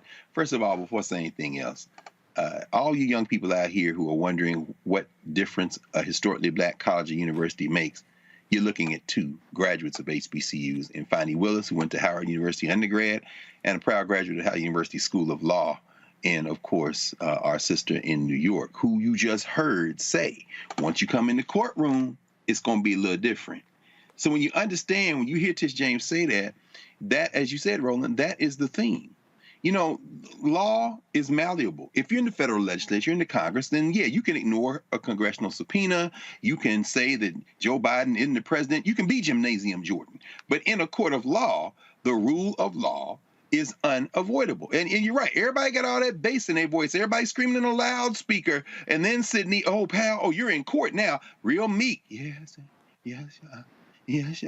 Donald Trump talk all that smack outside the courtroom. He ain't in the courtroom saying, she's a racist with you, because you ain't trying to get bound up in them handcuffs. Because guess what? You know, them working class people, those bailiffs and stuff, or they be very happy to put that stick on you. You understand? And then finally, it comes down to this. I mean, and Lauren, you said it beautifully. I mean, it's costing her money.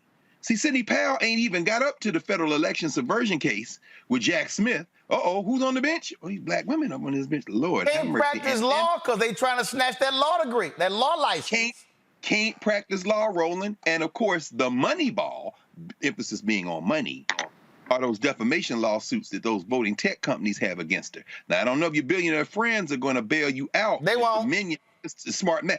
And brother, what's worse? We face jail often as people of African descent in this country, but guess what? When you are white that's broke after talking all that smack, Sidney Powell's worst days in court are ahead of her, not behind her. Hey, Mike Lindell, he already said he broke. No question. He broke. He ain't selling as he ain't not selling as many of them lumpy ass pillows. Did y'all see the deposition when one of the attorneys said he had a lumpy ass pillow, and that fool just lost his mind. I mean, he started yelling and cussing and acting a fool in the deposition. I thought that was funny as hell myself. So I'm getting a huge enjoyment out of, first of all, watching these white people go broke. Because I told y'all, we warned y'all, hashtag we tried to tell you, don't mess around with that fool. He stiffs everybody. That fool owes Rudy Giuliani $3 million. Do you think for a second I would have been out there defending that fool and he owes me some money? Hell no.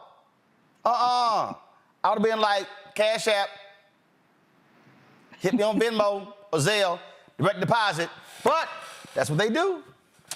See, they sit here and they mess around with these fools, and that's what they do. That's what they do. Matter of fact, you know what, since we here, I found a video here. This is Mike Lindell crying because his attorneys dropped him. I just find a little, I'm about to talk to George next, so, you know, I gotta have some comedy leading into talking to George. Watch this. 10 minutes ago, all the Pillow almost in tears. Lawyers we have for My Pillow and myself in the lawsuits with the lawfare with Dominion and Smartmatic, they just filed in federal court that to drop us as our attorneys, and this comes from the lawfare basically, and from the media, the attacks on My Pillow, what American Express did, just devastating our credit, and we can't pay the lawyers. We can't pay. There's no money left to pay them. This is really a tragic tale. Now, it's completely self-inflicted. You don't have to feel bad for the guy, but it is a tragic tale in the sense that he does have an employee-owned company. I mean, listen, it's like he owns most of it, but he has a company with employees in the United States that provide jobs that I think are at least okay. And imagine being one of those employees and you don't have $200 million or whatever amount Mike Pillow has.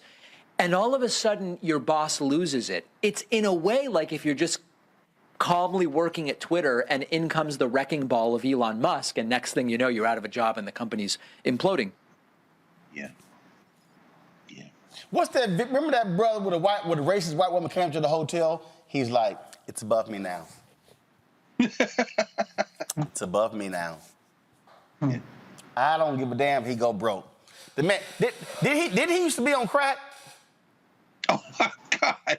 I don't know. Did he? Yeah, Mike Lindell used to be on crack. He might need to go back. He might need to go sell him some crack to pay his legal bills. Shit, wait a minute. The drug boys always pay the attorneys up front. No question. Mike? No question. Mike, get the slanging. Get the slanging them rocks, Mike. The problem is, people think he been using them. Right. All right.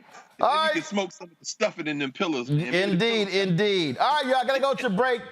When we come back, George Wallace is in the house. You see his ass over there reclining.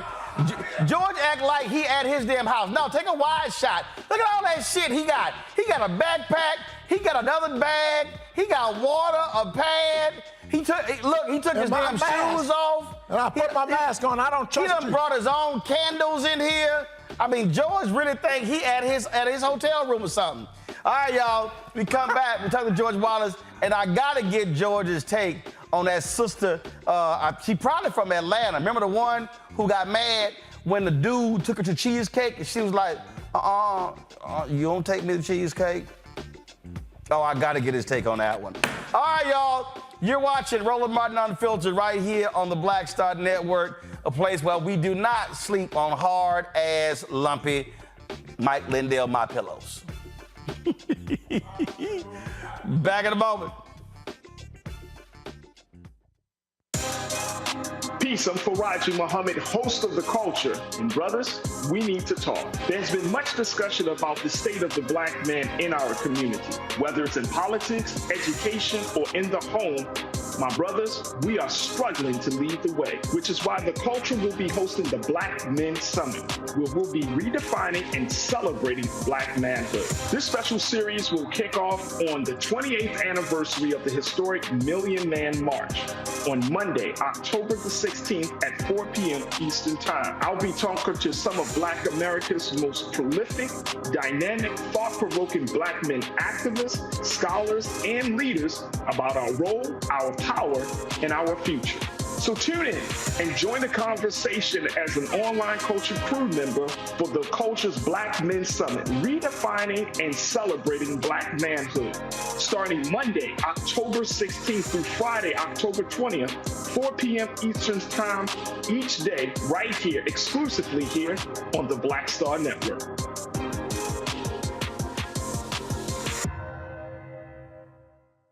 Pull up a chair, take your seat. The Black Tape with me, Dr. Greg Carr, here on the Black Star Network. Every week, we'll take a deeper dive into the world we're living in. Join the conversation only on the Black Star Network. I'm Deborah Owens, America's Wealth Coach and host of Get Wealthy. Let me hit you with a few numbers. African Americans spend 9 times the amount on ethnic beauty products and yet only own 1% of the beauty supply stores.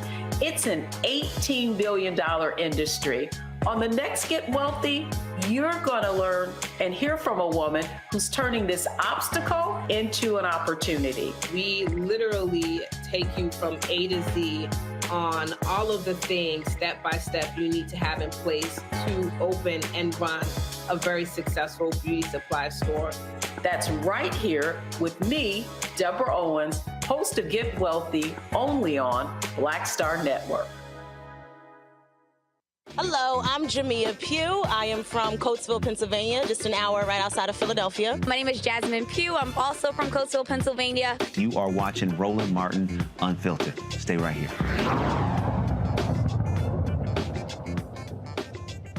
Oh yeah, smooth as rides, four-wheeler slingshots side by side. Texas for me. Oh, it's Texas for me. We got family, home bars, and beautiful girls. Sexy swimwear, what a beautiful world. Texas for me. Oh, it's Texas for me. I just got a text saying bring ice, liquor, and some beer.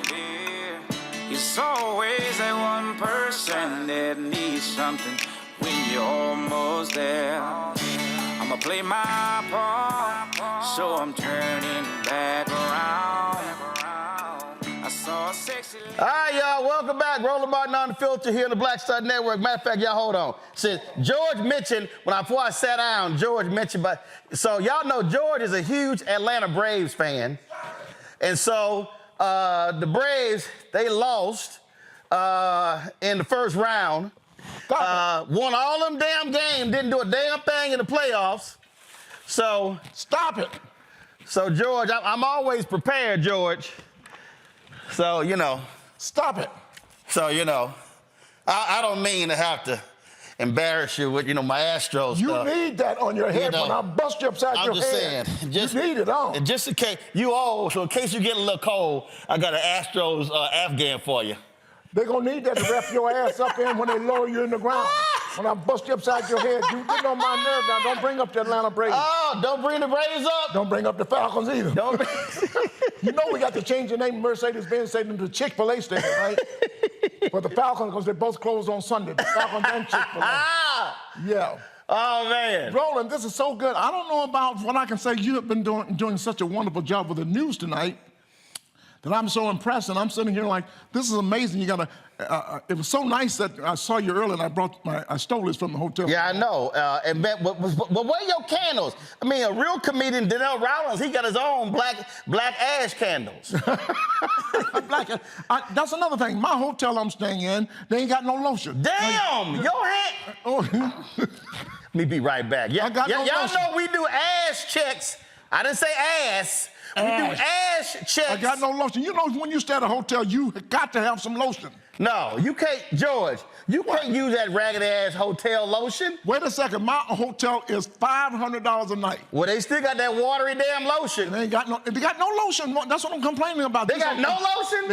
They got no tissue. There's something going on in Washington D.C. Hey man, this weekend. Listen. This is terrible. Listen, take that blanket and put it over your head. Listen, this is a black show. Yes, but we have black guests. Why you got on a cowboy hat then? Because it's my show, I own it. So we got a black show. First of all, they not paying, so let me take their label off. What you got there? This is a black show. Yes. So we keep lotion on the set. That makes sense. Because like right now, your hands look like my daddy's hands. My dad, man, I listen. might be your daddy. No, you don't be my daddy. No, because my dad look just like me. Listen, my dad. Oh, hell no, ain't your daddy. Ain't nobody that. Your daddy exactly I'll guarantee you, good looking man. God put two other people on earth. I'm going to pull him up in a minute. Let me tell you something. Man, my dad, I was like, I cannot stand ash. If y'all see the interview I did with Glenn Turmoil. I cannot stand ugly. I can't, huh? You know what the hell I said? You can't stand ash. I can't stand ugly. Oh, you must have had a rough life. Look in the mirror. So, but my parents would be. You know I love when I'm getting hit. I'm just the one usually doing the talking. Well, you used to J. Anthony Brown hitting you. Keep going, yeah. So my dad, I was about to go somewhere. My dad said, son, where you going? I go with you. I was like, nah, not with the ankles and the knees, you not. I said, you got to put some lotion on. I said, we can't. Your daddy said that. Now, you know your daddy. I told him that. Your daddy didn't have lotion. Where you come from? You're from the country, right? Y'all had lard. Y'all put lard? No, I'm from Houston. I'm from Houston. That's the country. You don't get any country than Houston. No, I'm from the city, damn it. Oh, man, everybody from Texas thinks they're from the city. No, I'm from the city. You from one of those wards? Since your hotel ain't got no lotion, here, they got that almond oil in it, too. What is this right here, too? Hey, they not paying, so I ain't gonna say their name. Okay. But that's some good damn lotion. It's clear. It's one of those things you buy at the store. It's thick, too. Look, that's right. It's thick. But one thing when you stay in a hotel, we do need our lotion. Oh, hell yeah. We don't play. Right? Hey, we don't. And you know what happened, too? When we stay in it's supposed to be a really good hotel where they got good lotion. And good soap. Do you do what I do? When they had that cart that's in the hallway. That's what I do for Christmas. And then when homegirl duck into the room, I just grab one of them bags and just grab 10 bottles. I did that joke 30 years ago. I still the towels too. I went to a wedding. I stayed at the Hilton. The towels with the H on them, that was their wedding gift. That's his, that's hers. And then I did that joke. I'm older than you. I did that joke many years ago. It ain't no joke. I take if they got some damn good lotion, yeah, I'll be looking for that cart. What is that? Evelyn, Crabtree, and Evelyn and stuff like that. Every day, like I said, a 5-star hotel. Right. And at Christmas time, that's how I make my Christmas baskets. I get all the soap, I get all the lotions, I do all that stuff. And people appreciate, the ladies appreciate that. Yeah, but also, but in the good hotels, they got the scrub things in there. You don't take the scrub and thing, too. You probably still taking the No, you put that in the kit. Well, that's true, too. You put it all in the kit. They got candles. How do you think I brought these candles down here? I steal everything. They got spray, air spray. That's when you paying. Right. The new thing now, they have the little spray they put on the pillow. On the pillow, yeah. That's right. So that's what you have to put on your mypillow.com. You have to spray that on there. It's still gonna be lumpy. It's gonna be a good smelling lumpy ass pillow. Mypillow.gone. Not jail. He's gone. He's broke, huh? Did you see him crying? Oh, they go, yeah. Laura's left me. And American Express, he used to have a $1 million credit line on his card. They dropped it to $100,000. Oh my goodness. Good. I like it. I say drop it to $10,000. I'd like whatever. I don't mind. Anybody type Trump, I want him to go broke. I want to do the same thing to Trump. That's why I'm in D.C. right now. Why are you in D.C.? I come in to see the, I didn't come to 5 white people Look at you, the ash gone. 5 white people I don't like. Man, let me finish this joke. You're supposed to ask me, who are the 5 white people you don't like? I'm sorry, who are the 5 white people? Donald Trump. I'm from Georgia. What's that little name? Marjorie Taylor Greene. Marjorie Taylor Greene. Jim Jordan. Can't stand his ass. That's 3 white people. Right. Judge Clarence Thomas. I used to be a Herschel Walker, but I changed it to Tim Scott. You know why I don't like Tim Scott? Why? Anytime you have an opportunity, look at my skin. Right. If I have an opportunity to vote for a Supreme Court justice that's black, what am I supposed to do? I don't give a damn what anybody says. Am I going to do what? I'm voting for this lady. So you voted for Clarence? Oh, God, Lord. I thought, actually, Tim Scott didn't vote for Judge Brown Jackson. Right. And I thought that's the worst thing could ever happen for a man in Congress. He's a senator, too, isn't he? And she was eminently qualified. So it's not like Clarence wasn't qualified. No, he wasn't, but he was from Georgia. I thought he was going to change. And in fact, listen to him. Andrew Young told me this story. They had a reception. Andrew Young said they had a get-together. And Clarence was drinking. They were all talking. They had a good time. They all thought, all right, this brother's going to be... He's going to be all right. That's what they thought. That's what I thought. That's literally what Andrew Young he's from Georgia. He knows he's taking advantages of all the program. He's a black man. He's going to change. Don't worry about it. Didn't do a damn thing. Matter of fact, the color of his robe should be white. And they should give him his cap. They should give him a cap. You know, what has he done for the black community? Tell the truth. Not a damn thing. Well, I guess he's been getting free airplane rides and wine. He's all the white billionaires. Hey, so that's he's been used. Oh, yeah. Oh, I mean, look, they done bought them one. Hey, he make me so mad. I hate all the Thomases. He for sale. He's for sale.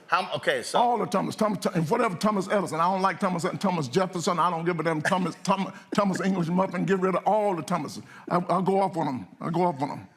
If that was a number for you to turn your back on black people, ain't no number. Well, Clarence got a number. Well, he's stupid. He did it, but there's no number for me. I love black people. I'll do anything I can for black people because we deserve it. The hardest we work and what we do and how we're treated and the racism. And, you know, I'm from Georgia. I've seen racism. I rode the back of the bus, Roland. Really? You're not old enough to know about that. I rode the back of the bus in Georgia. No, I'm not. And I rode it, and when it happened, then when they had segregation, then I rode the front of the bus. I was in the front of the bus, and a white lady came up and said, would you please let me sit? And my punk ass got up. When I was the only black one on the bus, right? My punk ass got up and let the lady sit down. I'll never forget that. Never do it again. They could have whooped my ass on the bus. I was the only one. I was on Peachtree Street in Atlanta. And you got Have you been to Atlanta lately? Yeah, I'll be there on Friday. You've never seen no peach trees. First of all, you got too many damn peach trees. I mean, what happened? They ran out of damn names and name stuff? Listen, we used to have peach trees everywhere. That's why it was Peachtree. That's why it's called the Peach State. Yeah, I know. I get the Peach State stuff, but damn, you can't have 30 peach trees. What we do? And it's Peach Street, Lane, Peachtree Road, Boulevard, Way, Boulevard, whatever. N-E-S-E, N-W. Yeah, we got them all. And Atlanta's so good. Maybe it's because... Ain't no peaches anywhere to eat. That's what I just said. I ain't never had a peach when all time I've been in Georgia. I ain't never had nobody outtalk me. Well, here's my show. You stupid. You know, stupid is a compliment these days, you know, so when somebody say you're stupid, yeah. But that's my, well, see, Atlanta, they call it the A now. The A? Yeah, that means, because I teach people all over America right now, if you ever wanted to travel, all young people should travel, right? And I'm teaching them, if you ever want to go to Africa, and I'm people that are watching me right now, if you ever want to go to Africa, you call Delta Airlines, and they're going to fly you to Atlanta. So Atlanta is... You won't know the difference. So... Now, it used to be Hotlanta. But now it's Atlanta. Then it used to be the ATL. Yeah, now it's the A. Now it's the A. Yeah, it's the movie-making capital of the world, too. Did you know that? Yeah, no. Like the movie Wakanda?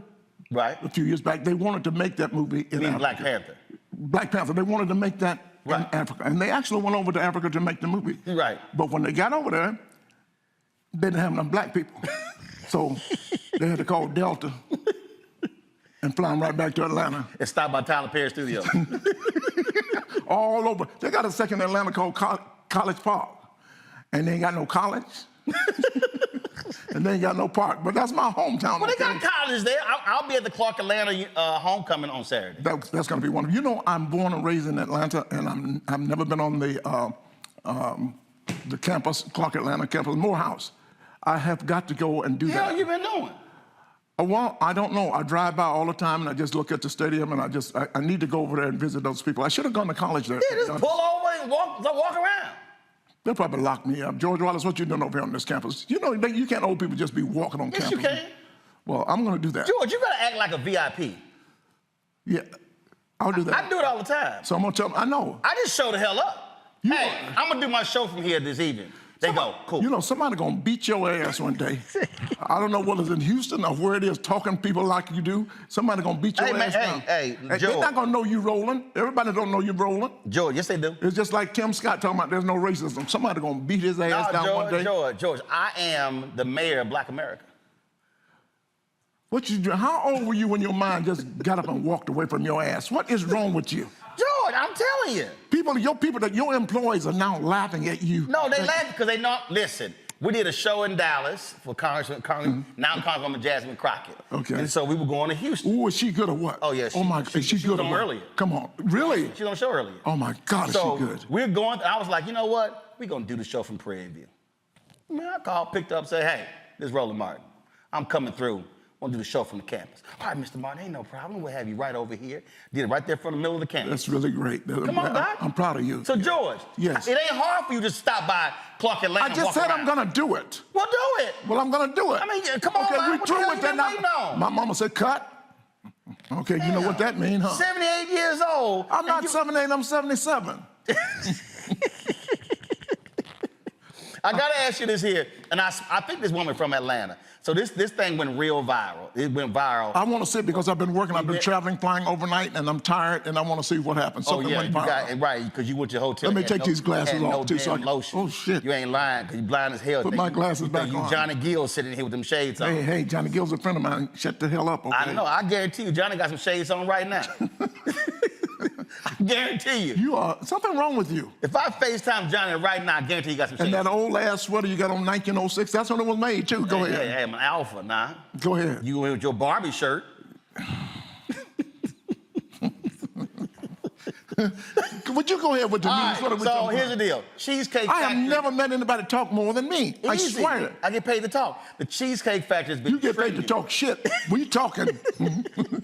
I got to come back on this show and be with you because you can call it one Freaky Friday show or something like that, okay? No, actually, we used to do a thing called Wild and Out Wednesdays. Yeah. And I had the comedians on. Yeah, and I did it with you several times. Yeah, we so need to we do did that it because again. y'all normally working Thursday through Sunday. That's right. There you go. Let's do All that right, again. So you got to come back for Wild and Out Wednesday. All right, so here's the Cheesecake Factory has been trending for a week. First of all, that's a lie. It ain't no factory. You ever been down there? Life is a lie. A Cheesecake Factory, it's a restaurant, okay? And technically, it's not a cake.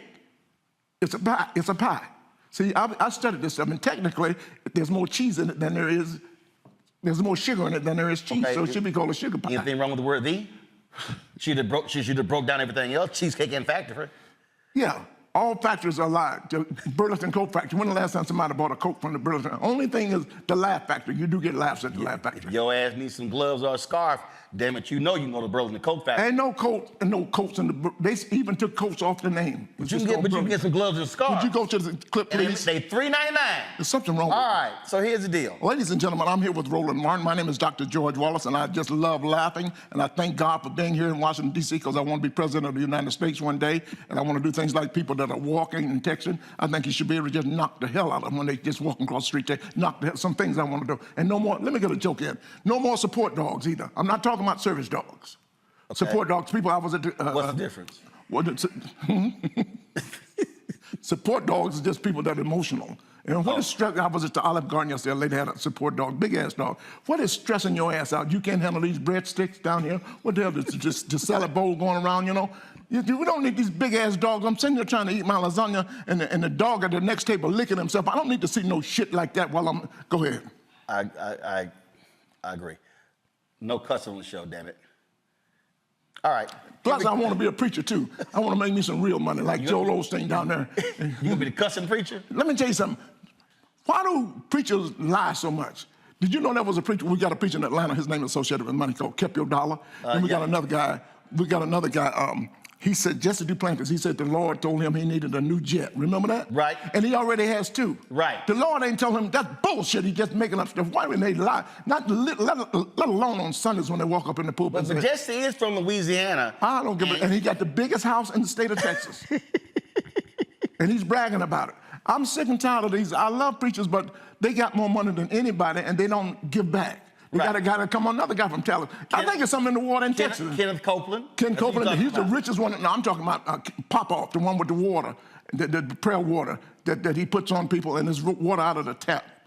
Yeah. He used to always see him on BET. But they preying on black people. It's always black people in those audiences. Oh, yeah, you ever see that? Benny Hinn, I was talking to him one day, and I said, what happened to that lady? Hallelujah. Hallelujah. He healed a lady. George, my brother. Listen, he healed a lady in a wheelchair, and I said, oh, my God, I saw you when you touched that lady, and she got up out of a wheelchair. And I said, I never heard of her. What happened to her? He says, oh, we had to let her go. Because she was actually on staff. She was on staff, She was on staff. Yeah, so it's crazy. Now, how do we start talking about preaching? All right, now we're talking about cheesecake. Let's get to the cheesecake. So, George, I want you to see, you have not seen this video. I have not seen this video. I need you to give us your expert analysis yes, sir. on this ignorant-ass woman. Press play. You don't know what the lady ignorant Trust me, watch. Where's the camera? Where am I supposed to watch? Come on, press play. I be damn. See, I can't hear it. See, See, what did the lady do? Somebody call and let me know what did the lady do at the Cheesecake Factory. She's probably from Texas. All right, listen. What are we doing? Factory, y'all. What's the problem with that? This is a chain restaurant. Who takes someone that looks like this to a chain restaurant? You want to talk about it? I'm fine with talking about it, even in front of them. Oh, yeah, I want to talk about it. Yeah. Come on, get it on in the car. Yeah, we're going to talk about it.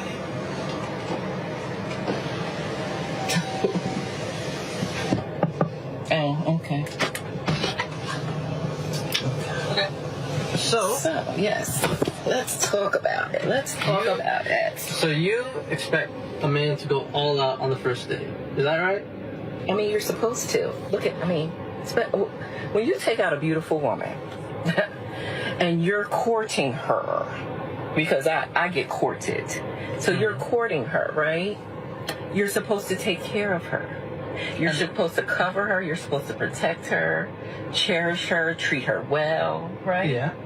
That's what you're supposed to do. I agree. I went into this date as I expect, with the expectations for myself, to keep you safe, you know, to respect you, to pay for your food, of course, pick you up, of course, and just treat you like a gentleman, which I believe I have done. I mean, you've been pretty nice, but I mean, and then Cheesecake Factory. I, on the other hand, have certain expectations for a girl I go out with on the first date. All right, George. Let me tell you something. First of all, number one, let's start off. You ain't that damn beautiful, okay? That's number one. You're ugly, heifer. Let me tell you something. Somebody's supposed to take her. She going to the Cheesecake Factory. I'm a millionaire. I go to the Cheesecake Factory. Ain't nothing wrong with going to the... We need to take her ass to Checkers. That's where she used to go to a drive-thru. What the hell she know about going to Cheesecake Factory? Take your punk ass in there and eat the cheesecake and whatever they got. Your ass don't deserve to be there. That guy was trying to be nice to you. If you're going to Cheesecake Factory, next time he'll take you to a better place. He don't know you that well. But guess what? What? He was going to take her to a better place, but her ass was an hour late coming downstairs. She didn't tell that part, did she? No, they played it later. They played it later? Attitude. Then she's like, you taking me home? Hell yeah, I'm taking your ass home. Take her ass back home. Don't even take her home. Drop her ass. Get out the car. Get out the car, hoe, heifer. I never said that before. I'm so mad at that clip, you know, because this lady gonna take me to the Cheesecake Factory. Who the hell are you? Your ass probably ain't never been to a better place than the Cheesecake Factory. She can't go to the Capitol Grill. She won't even know how to use the fork or eat the damn steak with her punk ass. That pisses me off. Somebody take you, just go. That could have been the nicest guy in the world. He was. Yeah, right? That is so stupid of her. But then what getting me is, do we find out who she is? She on her phone and go talk to her girls. He taking me to the Cheesecake Factory. Your ass don't belong in no Cheesecake Factory. You need to take your ass down to the Waffle House and sit down and get some grits and what y'all laughing at? What the hell they laughing at going to get some cheese? Let me ask you a question. What do you think of this? Oh my God. I'm so angry. I like Cheesecake Factory. The B word almost came out of my mouth. Give me the orange chicken, extra sauce, white rice. Give me some chicken piccata and the carrot cake. And they got an 85-page menu. It's something on there your ass like. And it ain't cheap either. No. So she need to shut her punk ass up. Find out who she is. We need to take her out to dinner. Take her ass to Crystal or White Castle so she can get some real beef. And you're right, Shane. What the hell are they laughing at in the studio? Laughing at you. For what? I didn't say nothing. This lady done pissed me off. Find out what she is. She got to be from Houston, Texas. That's what all this. No, she's from Atlanta. She from Houston? She from Atlanta. No, Atlanta people know better, but they know how to appreciate whatever. Let me tell you something about country people. We country people know how to appreciate anything. If a person takes you out to dinner, you go and you say, thank you so much. You can talk about it later. She can give what her girlfriend, can you believe he took me to the Cheesecake Factory? But don't do it first and keep your ass in the car. Stay your ass in the car. Open the door, get the fuck out. Yeah, I know, hey, all of my preacher friends out there sometimes, okay, let's use this. I don't cuss, I want to use there's a guy in Atlanta that's voting for Trump, Waka Flocka. Put that Waka Flocka out of your car. Get that Waka Flocka and get up out of my car and walk home, you ugly Waka Flocka. Can you believe she gonna get the man, he taking me to the Cheesecake Factory. She ain't never been in there because there's some good food in it, am I right? I agree. Yeah. I agree. If she don't want to go to the Cheesecake Factory, she don't want to go to P.F. Chang's. She don't want to go to P.F. Chang's. She don't want to go to, there's so many great restaurants. And she literally said, he's taking me to a chain restaurant? Hell, for Popeye's a chain restaurant. And I just mentioned the Capitol Grill. She don't know what that is. They had no idea. Hell no, right? You ain't taking me to a grill. You taking me to a cookout. Yeah, to a cookout, yeah. All right, when I go to a quick break, we come back. Find out who that lady is so we can talk about her ass and put it in the paper. I hope she is from Atlanta. So I can go over to her house and knock on the door and just go, are you stupid? Now, here's your doggy bag. For Cheesecake Factory. For Cheesecake Factory, yeah. We're going to come back. Greg, Lauren, they got questions for George. Folks, we're talking to George Wallace. He's here in D.C. Where you performing? I'm at the DC Improv with my friends right there. Not only me, George but Sylvia, at the DC Traymore. Improv. And he with two people I ain't never seen before. You're a liar. You know those people that sit your Traymore, first black lady, and getting up respect, first black lady on Saturday Night Live, and that's Chris Paul, used to be on the Tom Jones Morning Show. And this is Howard's homecoming weekend. People got nothing to do, and they're coming in from all over the world. It is crazy here in D.C. And by the way, the city is beautiful. 30 years ago, this was what did Trump call a shithole? Yes, we But call. now this city, the DMV, is beautiful, people. Come back and Can I visit. go to a break, please? Shut up while I'm talking. Can I go to a break? Go ahead. I'll be right back.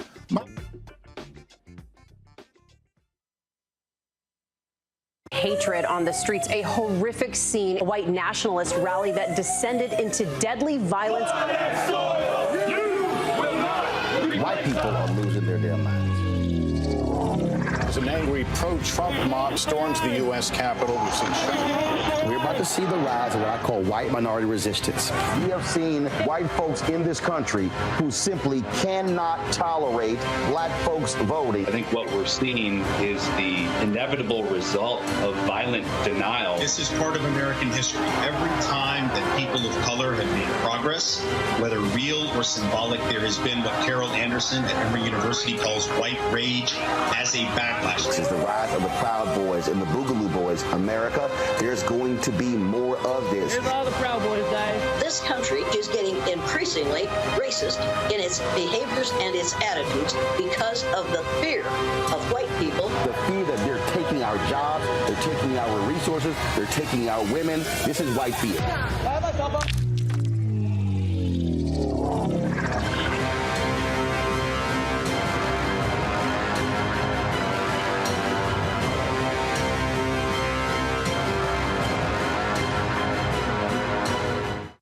Pull up a chair, take your seat. The Black Tape with me, Dr. Greg Carr, here on the Black Star Network. Every week, we'll take a deeper dive into the world we're living in. Join the conversation only on the Black Star Network. Hello, I'm Marissa Mitchell, a news anchor at Fox 5 DC. Hey, what's up? It's Tammy Roman, and you are watching Roland Martin Unfiltered.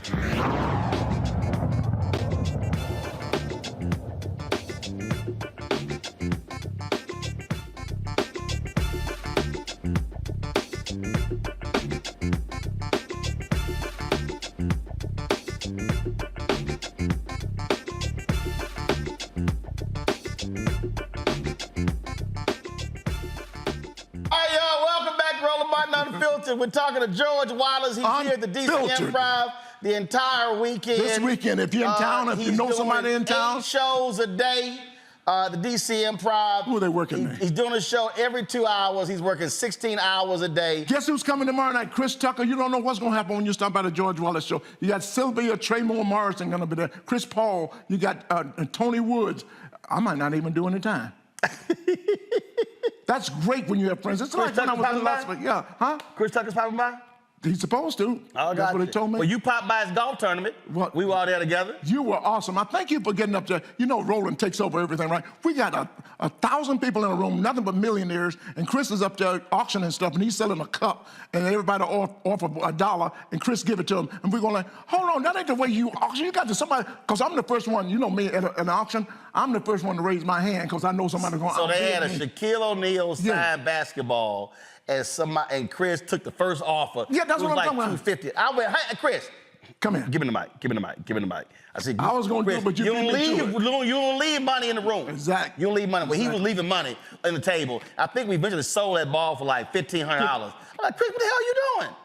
I thought it was $5,000. We finally got it rolling up. We got it up there. Because I bet the first... I forgot. I bet the first... It was more than $250. Yeah, right? More than $250. Let's see here. Greg Carr, I saw you over there cracking up laughing as George was over here telling them damn stories. Is Greg Carr still here? Yeah, Greg Carr, he's right there. How you doing? We were talking about Jacksonville. I was in Jacksonville yesterday. Jacksonville is backwards. Jacksonville is the only city in it's two rivers. The river going backwards. You know... But Jacksonville is the American. I was there as a kid, the first black beach, Bernardino Beach in Jacksonville, Florida. Lift every voice and sing. Lift at Jacksonville, Florida. I guarantee you, Greg got a book on that beach somewhere behind him. Is that right? So you see all them damn books? He ain't read them books. You ever go to people's house, they got all them damn books. You know they ain't read them damn books. He can turn around, Greg, and just pull a book, ask him, has he read it? I guarantee. Okay, all right, test it. Greg, hold on, Greg. Greg, break his ass off. Tell me to stop. Tell me to stop. When you say stop, I'll tell you. Go. Stop, all right, Greg, hold on. Go, Greg. The first female Well, this goes back to the 4th dynasty in ancient Egypt around maybe 2800 BCE. She's in the so-called Pyramid Age. So that takes you back to... No, you're bragging. Now you're trying to embarrass me because you know I don't know a damn thing about this. I really think I need to go back to school, Roland. Well, he is. No. He's longtime chair of the Department of Afro-American Studies at Howard University. How do I get into Howard and study my daughter-in-law, my granddaughter-in-law? How you say my grandkid's wife? They're back here. They study. You call it my grandkid's wife? Yeah, they're studying. They're coming back. They studied. She's a doctor. They look like little kids, but she's a doctor from Howard. I like to go back and learn how to. I just need to learn. I need to go back to school. Learn what? Everything. I don't know shit. Well, just go by Greg's house. Get all the damn books. But I can't read either. hey, Greg, I can't help you. Roland, all I was going to ask, first of all, I'm a big fan, brother, and also a great admirer. And my name is Dr. Wallace, by the way. Oh, no question. The Reverend Doctor, the way I understand it. Listen to me. Don't you feel better since you're talking to me? I'll make people feel better. Sir. Listen, that's what laughter is the greatest medicine in the world. Laughter is healing for the soul. And that's why it's important to keep laughing. When you stop laughing, you stop living. So that's why I encourage everybody. I have the greatest job in the world, and I teach young people to make sure you honor your essence. Let people know that you enjoy what you do. Right. Just because you got a degree in marketing doesn't mean you got to do statistical analysis the rest of your life. You might enjoy arranging flowers or fixing cars or painting refrigerators. The money will come. Make sure you enjoy your life. Now you sound like Jesse the Plantis. Greg, go ahead with your... But I'm not... No. I'll keep in that vein. First of all, anytime you want to come up, Howard, Brother Wallace, we give you the chalk. We need you to talk and talk to these young people. But since you mentioned Lift Every Voice and Sing in Jacksonville, I thought it was interesting because I know you went to the University of Akron, and I remember I'm LeBron James' daddy. Go ahead. Absolutely. I remember an interview where I saw you talking about when you got there, it's in the wave of activism, anti-Vietnam War and SNCC and the Black Student Union, and you were shocked that the black students, all 200 of them, however many small number were there at Akron, did not know Lift Every Voice and Sing, didn't know Black history, didn't know who George Washington Carver was. And the only question I have with you, because, having written for Red Fox and done this kind of work, and all jokes aside, one of the most educated folk we have, certainly as a comedian, how important is study? How important is education to your career as a writer, as a comic, as a film actor, just as a kind of force out there? How important is it to know our history? Everything away from you, but when you got that education, let me tell you something. I can say it on this show. I'm never able to tell this joke. My dad had told me, Deacon George Wallace told me, son, I want you to go to school. I want you to get all the education you can and make all the bread that you can. Back in the day, remember, Greg, they called it bread. Yep. He said, because life is like a shit sandwich. That's what my daddy told me. Make all the bread that you can, because the more bread you have, the less shit you got to eat. I'll never forget that. By the way, my dad texted me and he said, tell George that's a bad blue jacket he got on. Now, see, bad means good, okay, Greg? Yes. Greg is a doctor, Yes, okay? Bad means good. It's just like I call him stupid, that's a compliment. Everything is different these days. Asshole used to be offensive. Let me tell you what you do right now. You walking down the street tomorrow, wherever you are, you see a lot of people on the street, just shout out, hey, asshole! At least 5 or 6 people gonna turn around. What, somebody, why? Somebody call. See, so the words are different now. And I'm working with words too now, Greg. I'm working with, the word, what's the name you put the cheese on the thing? Charcuterie board? Charcuterie. What you put the cheese in that? I don't know, I hate cheese. Well, you know that thing that put the wood on the charcuterie, they put the cheese and the sausage on the charcuterie or something like that. The board they used to whoop your ass. All y'all bougie people in the control room, what is it called? Right. You know Mark Clark know it. I'm sorry, my earpiece is out. Charcuterie, it's called charcuterie, right? Go ahead, what'd you say, Carol? Carol, what'd you say? Charcuterie. Charcuterie. Yeah, say it again? Charcuterie. Charcuterie. Charcuterie, yeah, the board they used to whoop your ass with. Now they put meat. What they laughing at? They putting meat on it. Am I right, Greg? And meat and cheese. Yeah, man. But education is the most important thing that you can get. They can deny you, but when you got that education, I am so good that I studied at university. I studied marketing and advertising. And the first one I got out of college, I sold real rags. I sold the ShamWow back in the day. So do-rags? I said real rags. Shut up and listen. I thought you said do-rags. I said real rags. I sold the ShamWow back in it didn't even have a name. ShamWow? Yeah, we sold them 800 commercials. Yeah, I sold that back in 1972. and I was selling rags. And I sold. I was 4. You'd be surprised how many people I was 4. need rags, how much money you can make selling rags. And I did that, then I went into advertising. This is education. Now, my point is that when I got to Las Vegas, I never wanted to be a television star, I never wanted to do movies, but I wanted to be a comedian since 6 years old. Is that because you couldn't read the script? What was that? No, I'm only gonna hit you one time.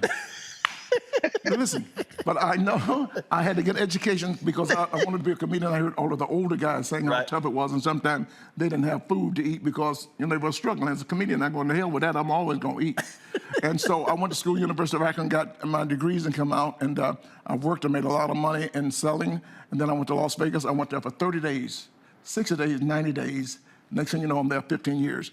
I'm the only black American that has gone to Las Vegas and actually owned the show. I did not work for the hotels. And you came out and you came to the show, 750 people in the room, and I created that by my advertising knowledge and education that he's talking about. And I had more billboards in Las Vegas than any company, even more than Caesars.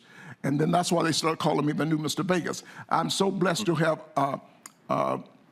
lived my passion. I achieved my goal, and I had only 5 years ago. I go, wait a second, what am I going to do now? So now that's why I'm just getting into movies and television right now. And I'm teaching the young people, make sure you enjoy your life. Travel, because life is backwards. Nobody tell the kids at Howard that life is backwards. As soon as you get out of college, as soon as you get out of high school, get on an airplane, go to another country, see how other people live. Charge it to your parents. I don't give a damn how you do it. But the real education is learning to live with other people from other countries, okay? Don't I say life is backwards? Don't you hear, doctor, when old people say, when I turn 65, I'm gonna retire and travel all over the world. For what? You too damn old. You can't do shit. I see old people in Eiffel Tower just, and then old people got to be in bed at 6 o'clock, so they ain't going. But make sure, young people, you enjoy your life. Honor your essence, live your dream, and do what you want to do. So I never, you know what I never done? What? Dr. Greg, you know what I've never done? I've never filled out an application. My goodness. Because you can't write? No, you wrote for Do you Red have a Fox. mic stand here? I'm going to take his temperature, I swear to God. Greg doctor had another question there, sir. No. Lauren had a question. Okay, Lauren? Yeah. Lauren? Hey, George, how you doing? How are you? I feel good. I was so educated listening to you guys that I'm going like, what am I going to talk about? No, it's all right. You're right when you say laughter is a healing thing. You're absolutely right about that. I may actually come over to the comedy club. I've been to that club, and it's really good. I wanted to know, I'm from New York, so I'm going to ask a New York-related question. I wanted to know about Jerry Seinfeld. Who? Did you ever... Jerry Seinfeld. I think I heard of him. Go ahead. Yeah, I think you've heard of him. And so, are you going to ever be on his show? Have you been on his show? His car show? Yeah, comedians in cars drinking coffee. And were you ever on Seinfeld? Because there wasn't that many black people on Seinfeld, but I figured if there was one, you'd be the one. But tell me about if you're going to be on any of his shows, because that show with the cars where they go to drink the coffee, as simple and as silly of a concept as it is actually really funny. Yeah, because George, she's a journalist. You know what I don't understand? What? Seinfeld and I was talking about the other day how journalists can take them 15 minutes to ask one question, and then you don't know what the question is. She just, Lauren, let me tell you something. I'm going to educate this on this. I'm actually the real George. I was Jerry's roommate for 13 years. Okay? Mm-hmm. I was best man in his wedding. Mm-hmm. I'm also the father of his kids. He is my best friend. I can't get rid of him. What happened? The father of his kids or the godfather? Just go along with the joke and shit. Okay, got it. Okay, just checking. I'm just checking. I mean, y'all had some freaking roommate stuff, you know. Look at the kids. See, don't they look a little bit like that? But yes, what happened was we had a friend named Gary Shelling, comedian. Yep. And he had a show, and his best friend was on the show named Lewis Smith. And Lewis got fired, and they broke up. He said, why didn't you tell me you're supposed to be my best friend? And we go, oh, hell no. So we keep business and friendship separate. There you go. Money, friendship, separate. Yeah. And then that's why we've been friends for all these years. I did the show, I did one episode, it was called Desperado, something like, at the end I was a doctor and he wanted me to do a scene because when they circumcised the baby breast, they call it the breast, the Jews do. And so it's supposed to be the father and the grandfather. So Jerry held one leg on his first side and I held the other leg. And when the rabbi did his little circumcision thing, the baby went, ah! The baby went crazy. They got him drunk first. They gave him some wine. They gave the baby some wine. But to this day, when I walk into his house, that little boy looks at me and go, I know you from somewhere. And that's the look we needed for the Desperado scene when they sang the song and I was a doctor and I looked up. Now, comedian in cars getting coffee, check it out on YouTube. We did the most expensive one ever made. He came to Las Vegas. We got in the car. He surprised me with the car that my dad used to have, a 65 Buick Riviera. And we drove all over Las Vegas. Then we went down to a little restaurant called the Pepper Mill that's open. That used to be the club that everybody went to after the shows were there, the Pepper Mill. And so, that was really fun. So Lauren, make sure you check it out. It's called Comedian Cars Getting Coffee with George Wallace. Y'all heard George earlier say he never missed a meal. Listen, when I went to see George, George know every damn chef in Vegas. Yes, I do. Every damn chef. Now go ahead. No, go ahead. Guess who had the worst steak? He went through 9 chefs. I said, George, when we gonna eat? Listen, guess who has the worst steak in Las Vegas? Who? Gordon Graham.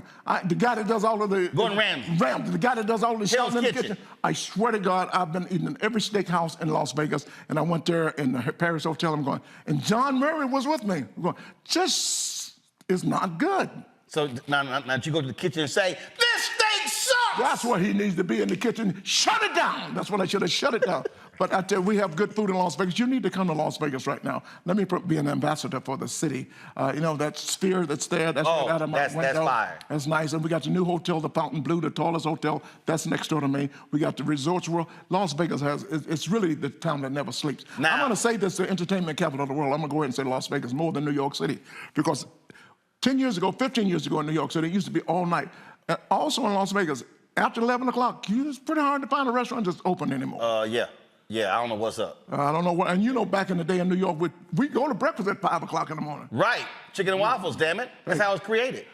In New York. In New York. Exactly. A lot of New York, in Harlem. Yeah, that's right. A lot of people think it was Los Angeles, but no, it wasn't. And see, when you talk about... Stop pointing at me. When you talk about, when you talk about Vegas... I understand that. When you talk about the Vegas, do you advise taking your woman to the Usher show? Yes, I would do that. You know, because you know Keke Palmer, boyfriend, like acting this damn like his mind. Oh my, Keke Palmer. Oh my goodness, she's so beautiful and she's so talented. And do you see her hosting the show, the game show? Yeah. She's so fantastic. But yeah, go see her old show. Wait a second. Usher's from Atlanta. We have to support each other. You know, all good things come out of Atlanta, except Waka Flocka Flame. I don't understand. Listen, I had a problem one time. I said I don't like black Republicans, but I had to correct myself. I don't like the black MAGA supporters. Gotcha. There are some good Republicans everywhere, but the black, I don't understand what do you get? These people don't like you. At all. At all. Why you wearing a red hat? Punk ass. I think Greg had another question before we go. Greg? No, listen, I'm just enjoying the conversation. I'll ask you one more question, Brother Watson. Again, just great respect to you for being not only a master comedian, but really somebody who not only makes us laugh, but makes us think. Oh, somebody asked you one time about your influences, and it was a name that came up, wasn't Red Fox, wasn't Richard Pryor. It was Red Skelton. Do you mind saying something about how was Red Skelton an influence on you? Are you old enough to remember Red Skelton? The people that really know comedy know that. Red was hilarious. He did the different characters, Clem Cadiddle-Hopper. Oh my God, he was so good. He's the reason I'm in the business. He was born on the same day I was born on. Robin Williams was born on July 21st. Wow. Also, Kim Whitley was born on, and Don Knotts was born on. More entertainers were born on July 21st than any other day. Now, I read that in the book. 7 months. What the hell you know? No, I'm going back to like when y'all all conceived. You ain't no astrologist. What the hell you going? What you looking up in the airport? I'm trying when y'all go conceive. So it's July 7 months. So what? Y'all were all like what? Probably Thanksgiving babies. Thanksgiving. Y'all were like August, September. Always all the July area. I know. I just told you July. No, you were born July. You were conceived 9 months earlier. So the freakiness had to be around Thanksgiving, 3 months later. So all y'all were conceived around Freaknik. Because I'm a freak-a-leak. Freak-a-leak. Now I want to talk about toilet paper. I got some jokes here. Greg, this is my legal pad. If they're not on this pad here, they're not legal jokes, okay? Lauren, I went to buy some toilet paper the other day, and it was said 36 mega rolls. These are new jokes here. I already get paid for the old jokes. Mega rolls or mega rolls? Ooh, if you don't shut the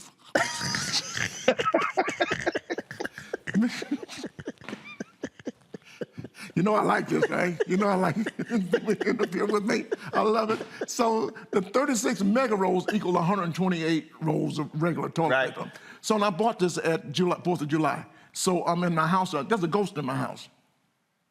I am not using all. I got 3 rolls left, to which technically 9. The ghost in your house. I'm not the only one wiping my ass with this paper, okay? all of that paper. Greg, can you figure it out? Because you're pretty smart. 128 rolls.